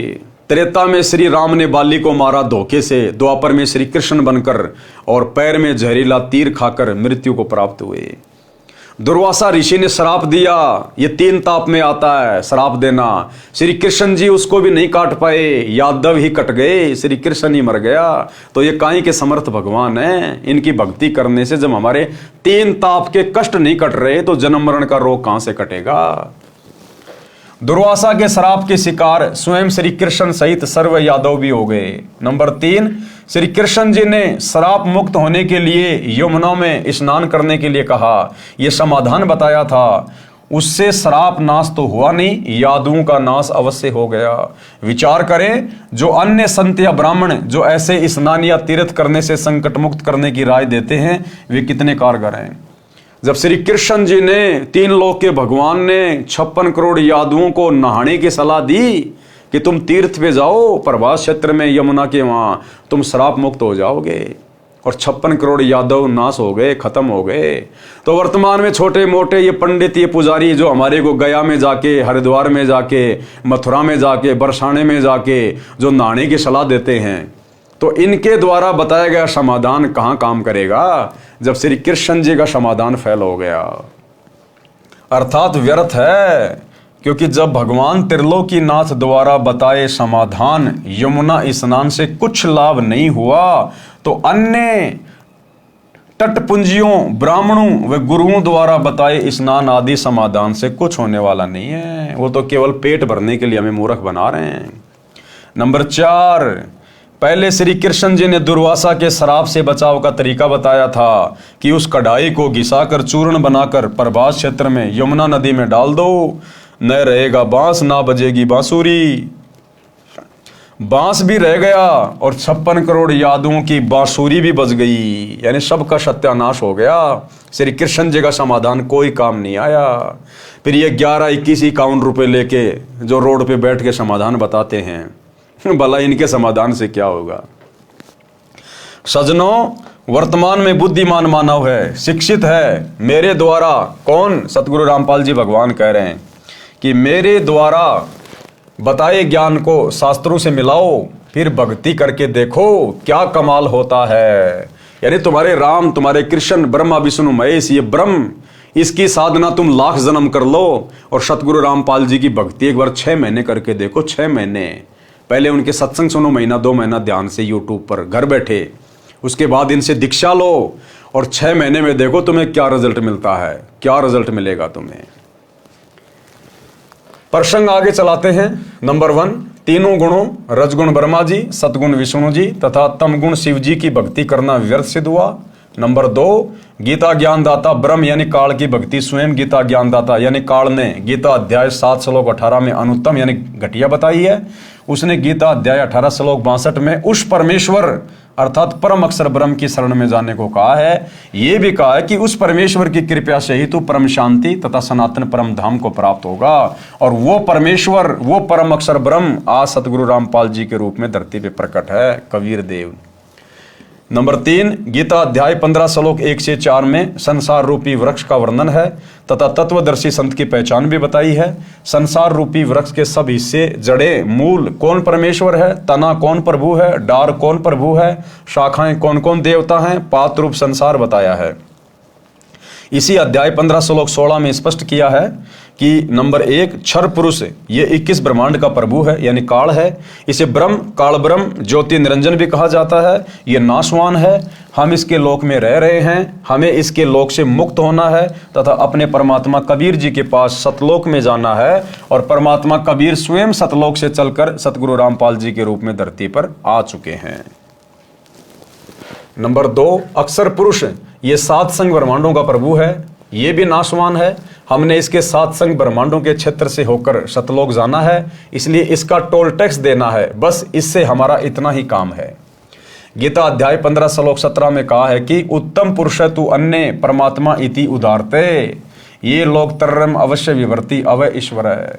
सरलार्थ, गीता अध्याय 15 श्लोक 16 में कहे 2 पुरुष, एक क्षर पुरुष दूसरा अक्षर पुरुष है, इन दोनों से अन्य है उत्तम पुरुष अर्थात पुरुषोत्तम। उसी को परमात्मा कहते हैं जो तीनों लोकों में प्रवेश करके सबका धारण पोषण करता है। जो तीनों लोकों में प्रवेश करके सबका धारण पोषण करता है वह वास्तव में अविनाशी परमेश्वर है, यानी वो कभी जन्म और मृत्यु में नहीं आता और ना उसकी भक्ति करने वाला फिर कभी सतलोक जाने के बाद जन्म और मृत्यु में आएगा। गीता अध्याय 15 श्लोक 17, गीता अध्याय 3 श्लोक 14 और 15 में भी स्पष्ट किया है कि सर्वगतम ब्रह्म अर्थात सर्वव्यापी परमात्मा वासुदेव जो सच्चिदानंद घन ब्रह्म है उसे वासुदेव भी कहते हैं, जिसके विषय में गीता अध्याय 7 श्लोक 19 में कहा है वही सदा यज्ञों अर्थात धार्मिक अनुष्ठानों में प्रतिष्ठित है अर्थात इष्ट रूप में पूज्य है। यानी इष्ट रूप में केवल अपने गुरु की पूजा करनी चाहिए, इस कबीर देव की, परम अक्षर ब्रह्म की। पूर्ण रूप से दीक्षा लेकर मर्यादा में रहकर भक्ति करो, इस प्रकार जीने की राह पर चलकर संसार में सुखी जीवन जिएं तथा मोक्ष रूपी मंजिल को प्राप्त करें। तो भाइयों और बहनों, परम पूज्य परमेश्वर सतगुरु रामपाल जी भगवान के विशेष आशीर्वाद से, उनकी वीआईपी रजा से पवित्र पुस्तक जीने की राह के ऊपर वीडियो बनाने की श्रृंखला आज यहीं पर समाप्त हो जाती है। इसके बाद गुरुदेव ने भक्ति और मर्यादाओं को लेकर कुछ बातें लिखी हैं कि यदि आपने शरण में आकर भक्ति करनी है तो आपने कुछ मर्यादाओं का आजीवन पालन करना पड़ेगा। वो मर्यादाएं क्या हैं, वो नियम क्या हैं जिनको निभाकर ही हम सतगुरु की भक्ति को सफल कर सकते हैं। तो जीने की राह पुस्तक का जो सरलार था वो कंप्लीट हुआ, खत्म हुआ। इसके लिए हम गुरुदेव भगवान का अनंत कोटि बार दंडवत धन्यवाद करते हैं। और कल के वीडियो में आपको भक्ति और मर्यादाओं के विषय में विस्तार से बताया जाएगा, समझाया जाएगा। ये मर्यादा आप और हमारे लिए भी बहुत आवश्यक हैं, जिन्होंने उपदेश ले लिया उनके लिए भी बहुत आवश्यक हैं। तो एक बार इसी बहाने हम सभी भगत भाई बहनों को भी मर्यादाओं के विषय में पता चलेगा, ताकि हम आगे कोई गलती ना कर बैठें। और जो भाई बहन सतगुरु रामपाल जी से उपदेश लेना चाहते हैं, उनके सत्संग सुन रहे हैं, पुस्तकें पढ़ रहे हैं, तो उनको किन किन मर्यादाओं का पालन करना पड़ेगा, उनको भी इन बातों का पता चलेगा। तो कल रात्रि 8 बजे सभी भगत भाई बहन फिर से लाइव जुड़िएगा। तब तक गुरुदेव भगवान हम सबको आज्ञा दे, इजाजत दे, सद्बुद्धि दे, आशीर्वाद दे। बंदी छोड़ सतगुरु रामपाल जी भगवान की जय हो।